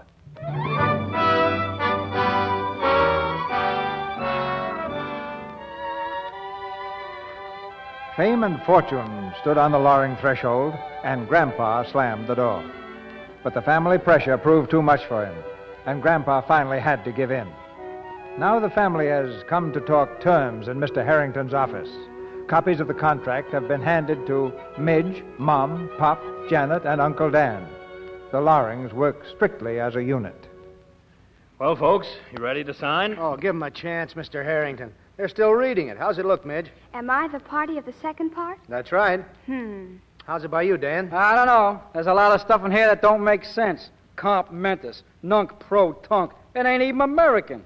It sounds like they're taking my little girl away from me. Oh, no, Mrs. Loring. Say, what's this thing here? What's that, Mr. Loring? It says here that she gets paid on Wednesdays. Why not Saturdays? Well, the checks are made out on Tuesday and delivered on Wednesday. Why? Why not pay her on Saturday? Don't give it a second thought. That clause doesn't mean a thing. If it doesn't mean a thing, why is it in here? Because a contract's a mutual agreement, a promise. Yeah, but it looks to me like the party of the second part is doing all the promising. All our contracts have the same promises. I still don't get this about being paid on Wednesday. Now listen, Easy, Mr. Harrington, easy. Now, believe me, Mr. Loring, there's nothing to worry about. Just sign the contract and we're all set. Now, don't rush me. Don't rush me. Yeah, after all, this is an important step we're taking. Yeah, what's the matter with Saturday? There's nothing the matter with Saturday. But everybody gets paid on Saturday. It looks like a loophole to me. I think we ought to get some legal advice from Uncle Pete. Uncle Pete? Who's he? He's a prison guard. A prison guard? All right. She gets paid on Saturday. Now you're talking my language. And now will you sign the contract? Go on, Pop. Take the plunge. All right. Fine. There you are, sir. Thank you. This is the happiest day of my life. Yeah, I won't have to work either. Well, that's all, folks. Hope you'll all be very happy. Now, Midge, I'll expect you back at 5 o'clock for rehearsal. 5 o'clock? Oh, but today is Wednesday. I thought we'd settled all that. Mr. Harrington, I don't think you understand. I know I don't. Mom, Pop, will you go outside for a minute? What for? Oh, go ahead, Pop, please. All right. Come on, Mama. Don't sign anything, dear. You see, Mr. Harrington, today's Wednesday. You said that. Well, I'm giving a surprise party for Mom and Pop. Go on. Well, Tony's got everything ready, see? I see. And after all, you wouldn't want me to disappoint all my uncles, would you? Oh, no. What's a rehearsal compared with a lot of uncles? Now you're talking. Yeah, ooh. Thank you, Mr. Harrington.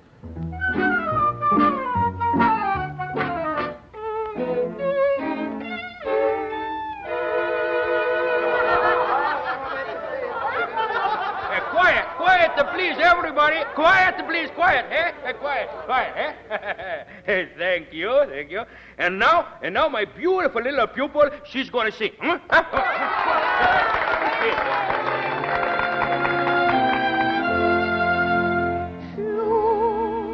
a little bit of heaven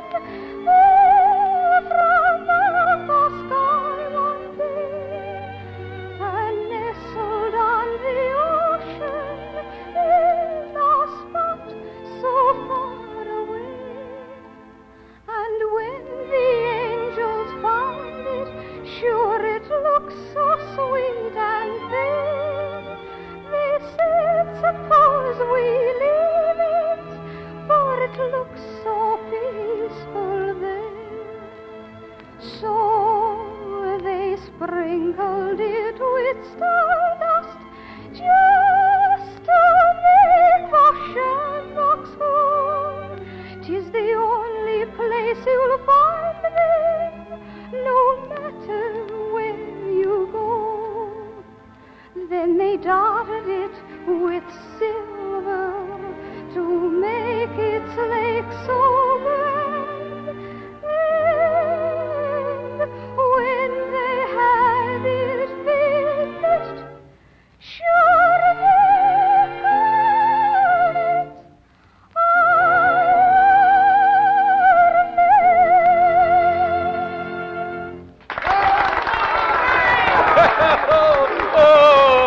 Oh, it's a beautiful, no? See, it's a beautiful. And now we're going to have a speech from Grandpops, eh? Well, all I want to say is that I think we ought to take time and give thanks that we're all here enjoying the rarest thing in life, happiness. We are happy because we bear no grudge against any man. What's his is his, and what's ours is ours. We've been jogging along day after day and year after year without needing any help or interference. We've been pretty self-sufficient. It's nice to think that we've made a little bit of heaven for ourselves, and let's hope that we stay that way and get on with your tomfoolery.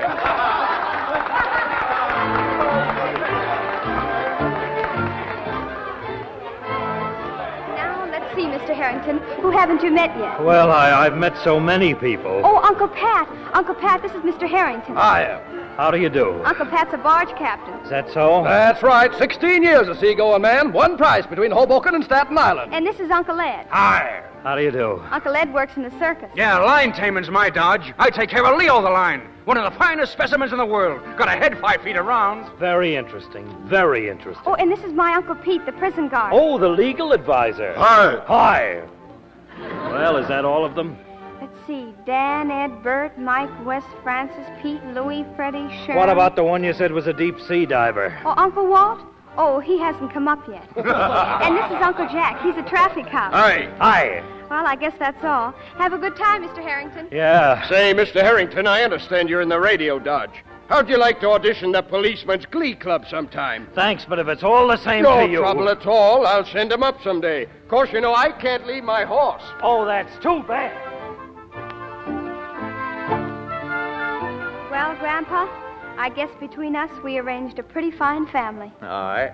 They're a bit giddy and mixed up, but you and I, we'll keep our eyes on them, eh? Sure we will.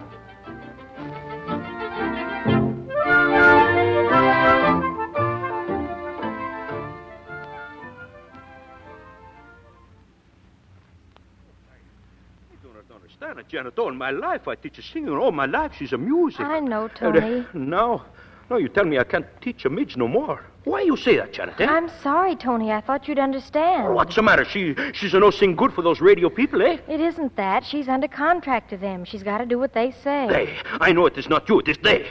They make you do this to me, eh? Try to understand. Francois is only continuing the work you've already done, Tony. Francois? Who's a Francois? Maybe he's a hear of me, but I never hear of him, eh? Don't feel you've lost her. Midge will come down and see you as often as she can. Coming down? Oh, yes, we're moving. Uptown to a much bigger place. Oh, I see. Nice, swell house now, huh? That's in a contract, too, yes? Huh? Oh, no, it isn't, Tony, but... Hello, Sid. Sorry I'm late, Tony. How about starting with Santa Lucia today? No, Santa Lucia. All right. The arpeggio, legato, and staccato. La, la, la, la, la, la, la. No, stop it, please. Oh, is it as bad as that? It must be because I'm out of breath. Give me another minute. No, it's a no lesson today, Mitch. Oh, I won't be late again, Tony. Honest, I won't. No, it's not it. Tony, Tony, he's a teach you everything he knows. No more left for Tony. What? Oh, no, Tony. That's not so. Sure, it is so. Sure, it's so. From now on, Tony, he's to take a back seat. Oh, no, you can't. Why, I couldn't do anything without you, Tony. Oh, Janet, tell her. Now, look, Midge, singing on the radio is different, and Mr. Harrington is getting you a special teacher. But I don't want a special teacher. I want Tony. What's the matter with you? It's the best thing in the world for you. It's like going from a school to college. Tony, he's a school, and Francois, he's a college. Francois? Who is he? What? You never hear of Francois? Why, everybody knows of Francois. He's a great maestro. You will like him fine, see. And someday he'll make you a great singer. Sure, that's what he do. He make you a bigger star. Tony, he can do nothing for you. Oh, Tony. Young singer scores hit in radio debut. Midge Loring, youngest star of the airwaves. Midge Loring, this month's Blue Ribbon winner. Midge Loring takes country by storm. Midge Loring. Midge Loring. Midge Loring. Midge Loring. And here's a picture, Tony. Midge Loring, radio star, with her sister Janet Loring. And Eric Montague, well-known man around Manhattan. This a fellow around Manhattan. Who's a she? She's a he. All right. Who's a he? I guess he's Janet's gentleman friend. Oh. She's a pretty good-looking fella, no? No. I think I don't like her myself. Gee, I hope Midge ain't got a gentleman friend, too. No. Well, she ain't been around lately. Well, you see, Midge, she's a bigger star. Stars cannot visit the Earth all the time because the stars got plenty to do. Got to work hard so she can keep on shining. Tony, where are you? It's Midge. It's a Midge. Hello, Jerry. Oh. Hello. Gee, I'm glad to see you. Oh, I am glad to see you. Oh, come on, Mitch, darling. Sit down. Oh, my goodness. How's everything, eh? Hunky-dory. The folks sent their love. What's new around here? Oh, everything's the same. Jimmy Buckley busted his tooth. He tried to open a walnut. Hey, you know Mrs. Mitchell? She's a fight with her husband. Each one don't talk to the other one, and he's a very happy. Listen, I came back to tell you I'm having a big New Year's Eve party Tuesday, and you're all invited. It's at our place. A bigger party at your place? Yes. Will you come? Oh, sure. Oh, that's swell. Well, I gotta go now. I still got a lot of uncles to contact. Goodbye, Tony. Goodbye. I'll help you contact them. All right. So long, Tony, and don't forget. New Year's Eve. I want to be there. Goodbye. Goodbye. Gee, that's a nice hat you got there, Midge. I'm glad you like it. Janet helped me pick it out. You haven't got a new boyfriend, too, have you? Of course not. What do you mean, too? Well, Janet's got one. I seen his picture in the paper. Oh, Ricky? He just sort of hangs around educating the family. You know, walk like this, talk like that, eat like this. Oh, one of those. Yeah, but he's not compatible like Bob. Then what's she doing with him? Well, she just goes out with him when Bob's busy. You know how it is. You sure you haven't got another boyfriend? Why, Jerry, I'm cross my heart sure. Gee, that's swell. You know what? I got a raise. And the 10th Avenue Delivery Boys Association's elected me president. Golly, Jerry, you're really going places. But then I always had a feeling you'd be president. You did? I sure did. Oh, Midge. Oh, gee. Gosh.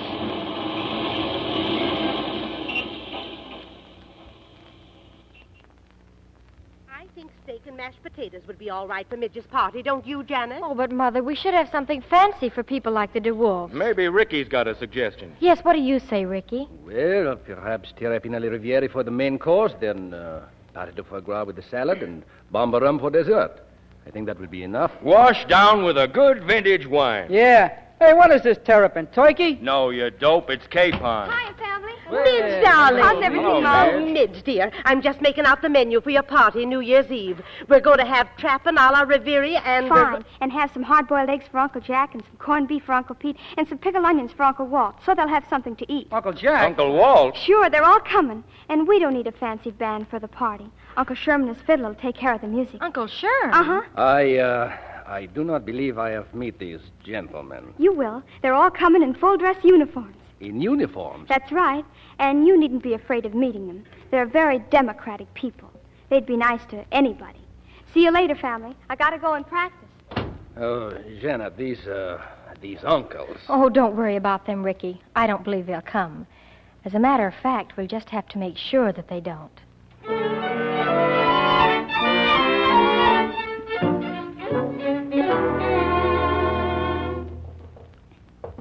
Hey, Midge, hurry it up. We're on the air in 2 minutes. Hello, Bob. Hello, Cotton. Hiya, Midge. Shake it up, honey. How do you like my dress? Oh, swell. Great. I got a special for the party tonight.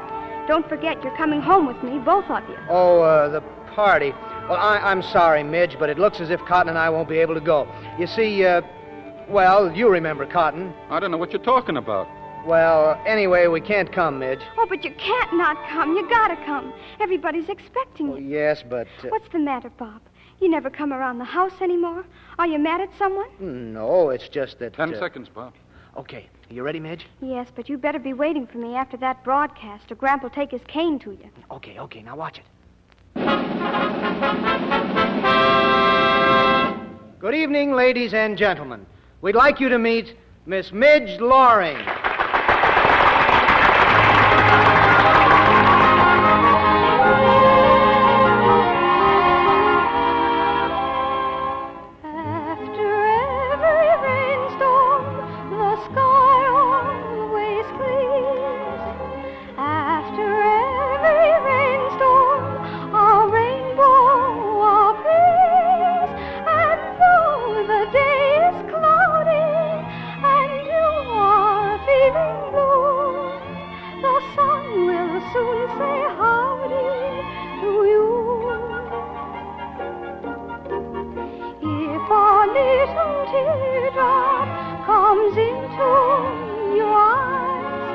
Just smile away the teardrop, and you'll realize that all your little troubles will spread their wings and fly. After every rainstorm goes by.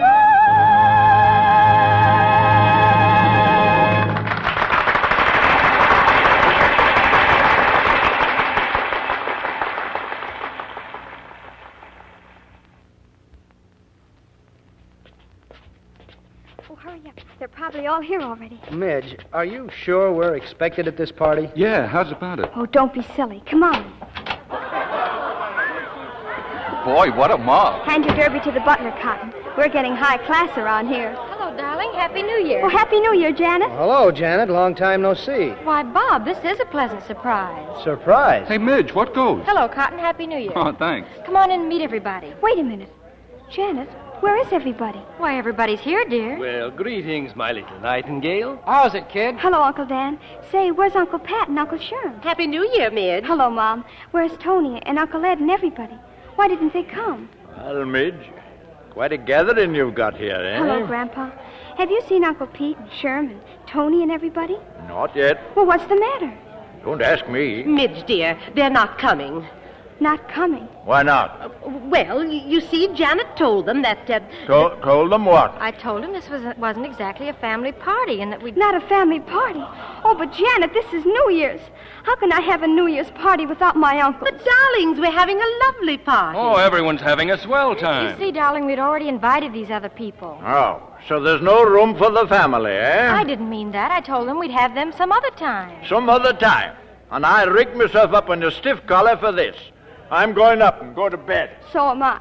Good night, everybody. Midge, dear. Now, wait, Midge. Hey, Bob, what do you say? Yeah, let's go to some nice low-class joint. Too many stuffed shirts around here. We don't fit in.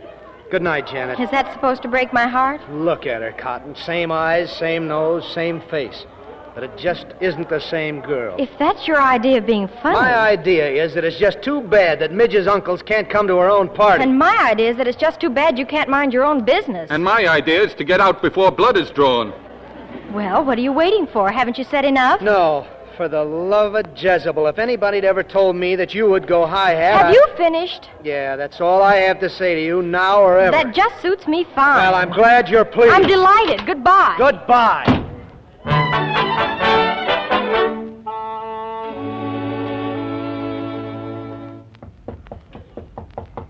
Come in. Hello, Midge. Gone to bed? Yes. Everybody left? All gone. I was wondering if you'd seen my glasses. I've mislaid them somewhere. You've got 'em on. Huh? Oh, I'll lose my head one day. Come now, lass. Crying never cured anything. Grandpa, What's happened to everybody? I don't know. They've just changed. Golly, maybe I've changed, too. Not you, honey. Never. Then what's the matter with them all? Well, so long as they were struggling along, they were satisfied with very little. They had their work to do, some of them, and that kept them busy. Then you went on the radio, and the money began to roll in. Does money change people? Not always. Sometimes it depends how you use it. But sometimes it makes people sort of lose their bearings. You mean we're not like that man out in the field anymore?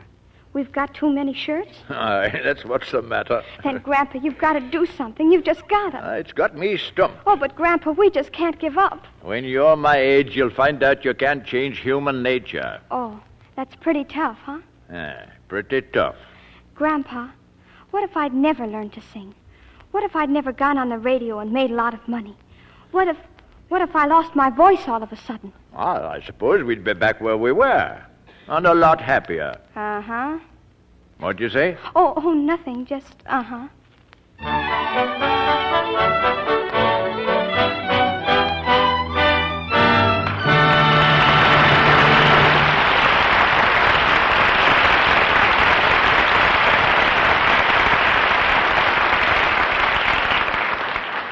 The curtain falls on Act Two of A Little Bit of Heaven, starring Gloria Jean, C. Aubry Smith, Helen Parish, and Frank Albertson.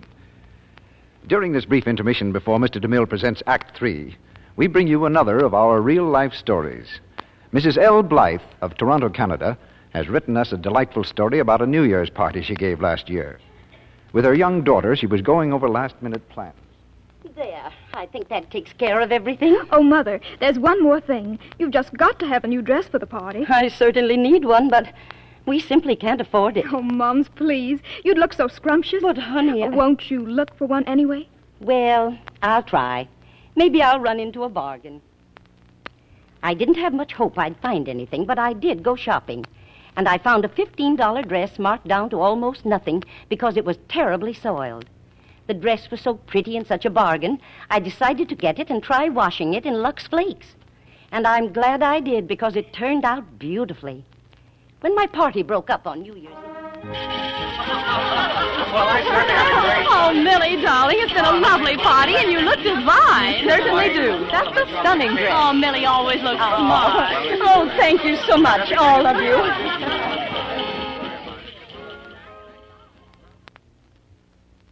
Well, naturally, that made me very happy. Just think, I had a lovely new dress, and I saved many dollars, thanks to Lux Flakes. Yes, New Quick Lux does save money. It helps you keep all your washable dresses smart-looking longer. It's safe for anything safe in water alone. It has none of the harmful alkali found in many ordinary soaps. It's fast, and it's thrifty, too. A little goes so far. About a penny's worth of Lux Flakes will freshen a dress, leaving it immaculately dainty, just as you like all your things to be. Keep the generous big box of New Quick Lux handy, and you'll keep your clothes budget down. We pause now for station identification. This is the Columbia Broadcasting System.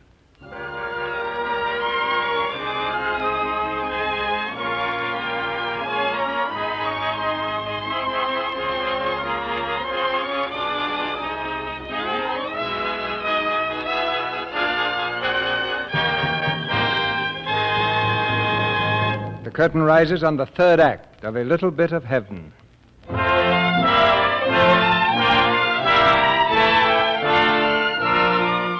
The fertile brain of little Midge Loring is hard at work on the problem of changing human nature. At the studio, a few hours before the broadcast, there's a rehearsal in progress. The musical conductor nods at Midge for her cue. Midge clears her throat, opens her mouth, and hits the first note.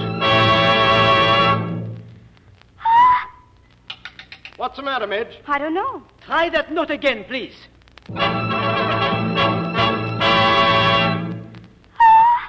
That's funny. Nothing comes out. Maybe you swallowed your chewing gum. I didn't have any chewing gum.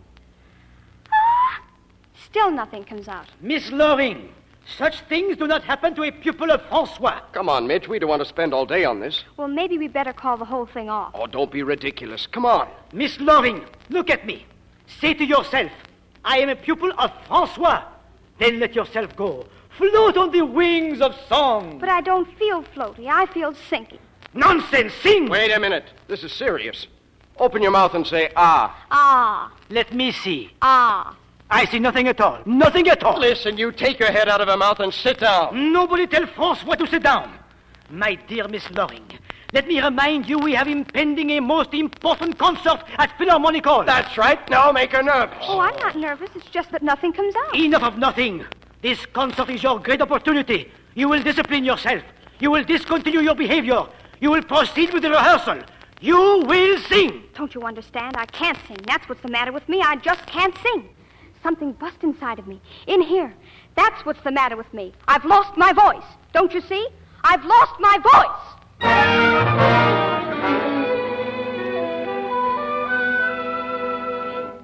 Just keep that ice bag around your throat, darling. What happened, Midge? Nothing happened. I just lost my voice. All of a sudden. Nothing came out. What did the doctor say to you? He said I larynxed my tonsils. Nothing like this ever happened in our family before. Just keep her in bed, that's all. I think she ought to gargle with honey. What she needs is a good home remedy, like goose grease or pork. Yeah, what was it that Ed used when he lost his voice from roaring at the lion? Oh, something Grandma whipped up. I'll suppose you all go and find out what it was. I'll stay here with Midge. Well, she'd better be kept quiet. Don't let her take that ice bag off. Yeah, and be sure to hold your feet up high. Be sure she keeps covered up. All right, all right. I know when to come in out of the rain. Go on. Well, young lady. Well, Grandpa? So you lost your voice, eh? Yes, sir. That's what it did. Oh, you can cut out all that stuff now. You know, you're not supposed to tell fibs. I know, but somebody had to do something. So you larynxed your tonsils, eh? Uh-huh. It's a bad case. But, Grandpa, do you figure it'll be safe for me to get my voice back in time for the concert? Because I got to sing at that concert. I guess you can have it back by then, sure. Grandpa, you know what? What? It's going to be tough eating milk toast all the time. Ah, well, later on I'll sneak you a hamburger. Oh, you will? With onions. Oh, Grandpa! Oh, boy. But listen, Mr. Harrington. Hello. Hello. Hello. Mr. Harrington, you can't do that to us. Hello. He hung up. What'd he say? He canceled Midge's contract. Cancel the contract? This is a fine mess. Now I've got to cancel all those dresses. What are we going to do? Well, I think Quiet! What we've got to do is get down to business and figure out an angle on Harrington. Well, if you're asking me... Nobody's asking you. You didn't even have nerve enough to talk back to him. The point is, what do we do now? Well, we got along without Harrington before. We'll get along without Harrington again. That's a lot of hooey. Oh, a lot of hooey, is it? Well, let me tell you one thing. From now on, there's going to be a change around here. In the first place, you're going to find yourself a job. What? You heard me. Okay.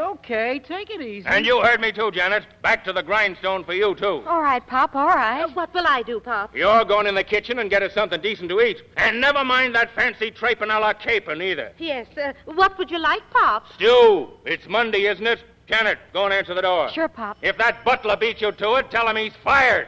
We're going to get back to normal around here. Okay, Pop, okay. Hello, Janet. Oh, Ricky, I'd forgotten all about you. Well, that is very complimentary. Have you also forgotten that the DeWolfs are expecting us? Oh, I'm afraid I won't have any time for the DeWolfs or the Newberries anymore. What? No, you see, beginning tomorrow, I'm going to be very busy looking for a job. Goodbye.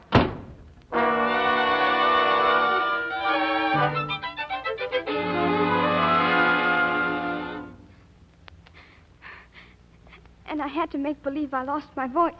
And I lost my chance to sing at the concert, too. They're going to get Madame Lipitsky. Oh, Midge, don't cry. Please don't cry. Here, have some nice spaghetti, eh? No, thanks, Tony. I never thought that somebody else would sing in place of me at that concert. Oh, that Lipitsky, she's not a somebody. She's a cow. She looks like a cow. She sings like a cow. Tony knows. He's a hearer. Moo, moo, moo, moo, moo, moo, moo, moo. Ah. If I don't sing at that concert, Tony, I'll just die. Oh, Midge, you're not to talk like that. Nobody can do this to Tony's a pupil. Well, they're doing it. You grandpop. Why he's going to take his cane and make a swoosh at Mr. Herring, eh? Pop's got the cane now. Mr. Harrington won't even talk to him. He won't even yell at him. He just won't let me sing. Well, hell, somebody's got to see Mr. Herring. Somebody's got to tell him he's making a fool of himself. Somebody's got... hey! What? Somebody! That's me!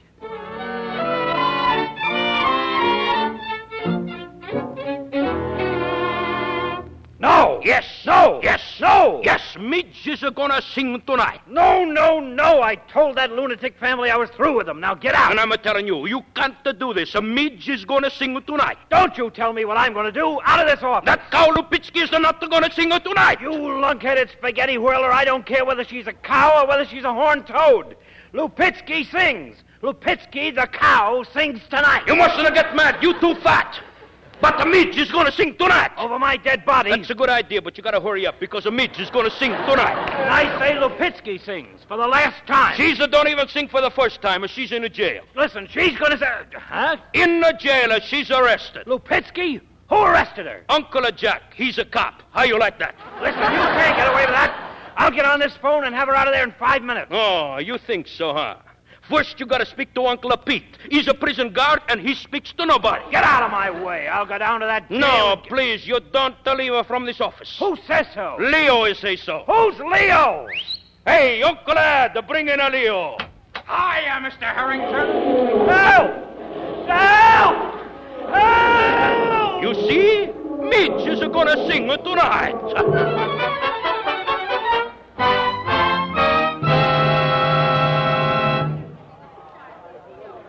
Hey, Bob, the audience is getting restless. Where's that Madame Lupitsky? How should I know? Well, you better go out and make an announcement. Yeah, Kaylee's last stand. Come on, Midge. Hurry, hurry. Hey, what in the... Hello, Bob. Hello, Cotton. Is it time for me to sing? Oh, but your voice, what... I think you'll find her voice is all right, son. She's cured, and so's the family. Me especially, Bob. Janet. Yeah, Bob, honest.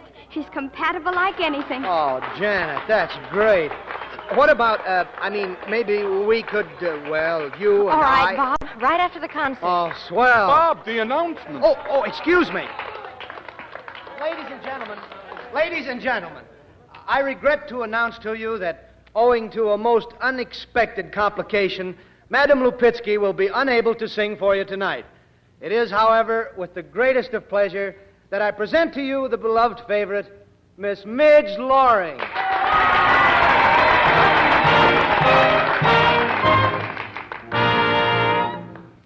If I were only a swallow over the hills and the hollow, I would fly to a summery sky.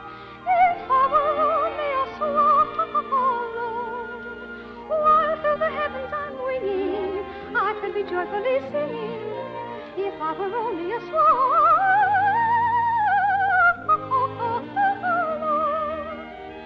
But now, alas, just a maid am I, not a bird, so I cannot fly. Like a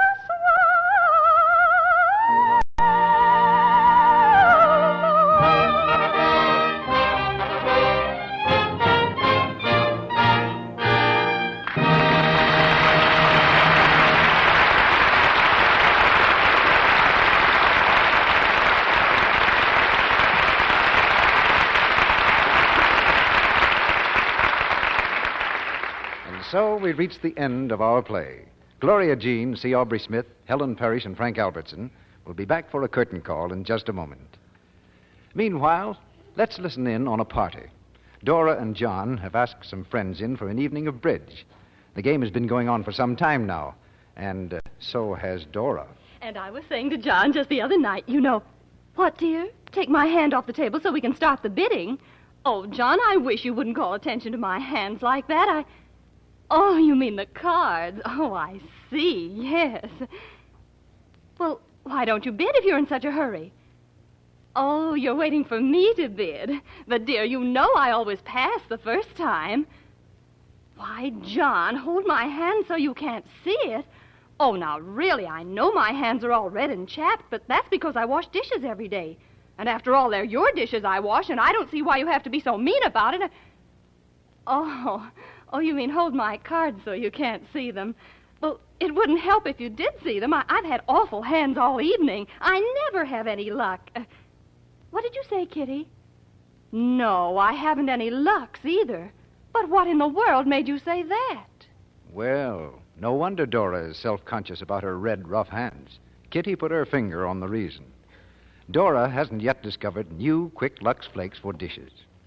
Now, if you, like Dora, have trouble keeping your hands nice because of dishwashing, why not try these gentle, speedy, thrifty flakes for your dishes? Lux is so kind to your hands. Hundreds of dramatic one-hand tests have proved this. Tests of 5 soaps widely used for dishes, made under conditions similar to home dishwashing. Lux left hands soft, smooth, and lovely. The other soaps made them red and rough. Now, why not prove this for yourself? Change from harsh soaps to new, quick Lux. You'll be amazed at the way your hands stay pretty in spite of dishwashing. Get the big box of Lux Flakes. It's extra thrifty. Now, Mr. DeMille is bringing our stars to the microphone. The genial quartet of our play is back at the microphone. Gloria Jean, C. Aubrey Smith, Helen Parish, and Frank Albertson. And if we could all sing as gloriously as Gloria, this would be some quartet. Thanks, Mr. Smith.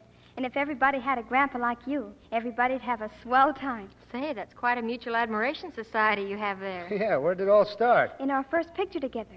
We're old buddies, Mr. Smith and me. Huh? Gloria, Mr. Smith and I. Oh, yes, sir, I'm sorry. I'll have to remember that. In exchange for those grammar lessons, Gloria, maybe you should give Grandpa Smith some singing lessons. I did ask him to sing a duet once. What did he say? He said I was 50 years too late. That's awful late, isn't it? Well, I wouldn't want to wait that long on the corner. Well, CB, we've all had a great time here this week. What have you got on the file for next Monday? 3 solid acts of thrills and romance, Aubry. Our adaptation of the RKO screen hit, Vivacious Lady. And it's a very exciting comedy. Who's in the cast, Mr. DeMille? We're going to have Alice Faye and Don Amici, both in great parts. You'll hear Don Amici as a young college professor, and Alice Faye as the nightclub singer he marries. That marriage comes as quite a shock to the college, but it will bring us a lot of fun next Monday night. Well, Vivacious Lady was great on the screen, Mr. DeMille. I think it'll be a hit here next week. Well, good night. Good night. Happy New Year, CB. Good night. Good night. And I know you'll all have a happy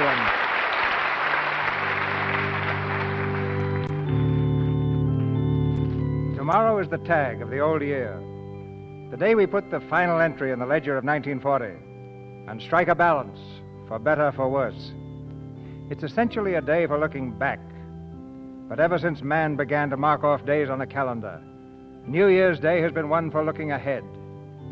And on this New Year's Day, all true Americans are facing the future as one united people, with a confidence that makes them sure, a courage that makes them strong, and a faith that makes them great. So I give you a New Year's toast to America.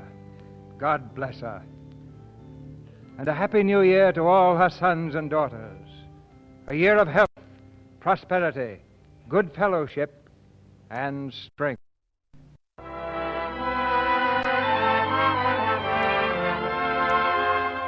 Our sponsors, the makers of Lux Flakes, join me in inviting you to be with us again next Monday night when the Lux Radio Theater presents Don Amici and Alice Faye in Vivacious Lady.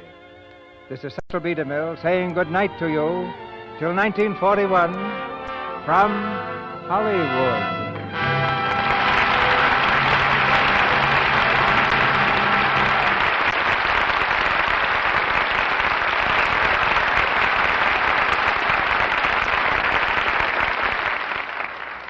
Gloria Jean is currently being seen in the Universal picture, A Little Bit of Heaven. C. Aubrey Smith will soon be seen in Metro Goldwyn Mayer's Maisie Was a Lady. Helen Parish's forthcoming picture is 6 Lessons from Madame Lazanga at Universal. Frank Albertson will appear in the Universal picture, The Mysterious Dr. R. Heard in tonight's play were Lou Merrill as Tony, Arthur Q. Bryan as Harrington, Verna Felton as Mom, Charles Seal as Pop, Alan Wood as Dan, Edwin Max as Cotton, Tristram Coffin as Ricky, Bobby Winkler as Jerry, Stanley Farrar as orchestra conductor, Ralph Sedan as Francois, Warren Ash as Uncle Ed, and Dwayne Thompson as Mrs. Mitchell. Our music is directed by Louis Silvers, and your announcer has been Melville Ruick.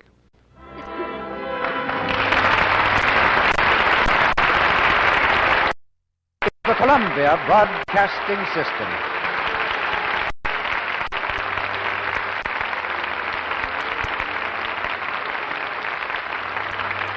And that's the way it was on December 30th, 1940. I'm Henry Chop, your host. And don't forget to subscribe to this channel and click on the bell icon if you want to hear more vintage radio programs sorted in chronological order.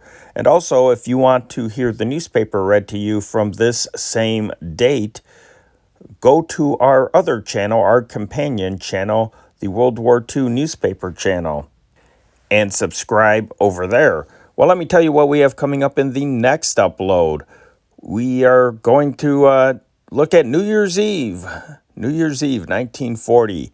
And we are going to have Vic and Sade, Jack Armstrong, the all-American boy. Can you imagine that? Lives of our greatest artists, Fibber McGee and Molly.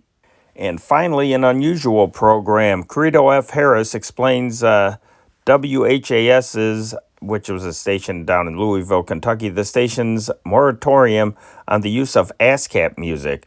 Now, if you are following the newspaper readings, you will know that there will be a musicians' strike on January 1st as far as music played on the radio is concerned. So you will get to hear a little bit about that in this. So until then, let's turn off this old tube radio. That's our time machine. Good night. God bless. This changing world, this changing scene, where is it taking us? What does it mean? As long as we're certain of each other, we know we don't have to be afraid. These changing times we rise above. We have no time for them. We have our love, and love is the only thing that still remains the same through all this change.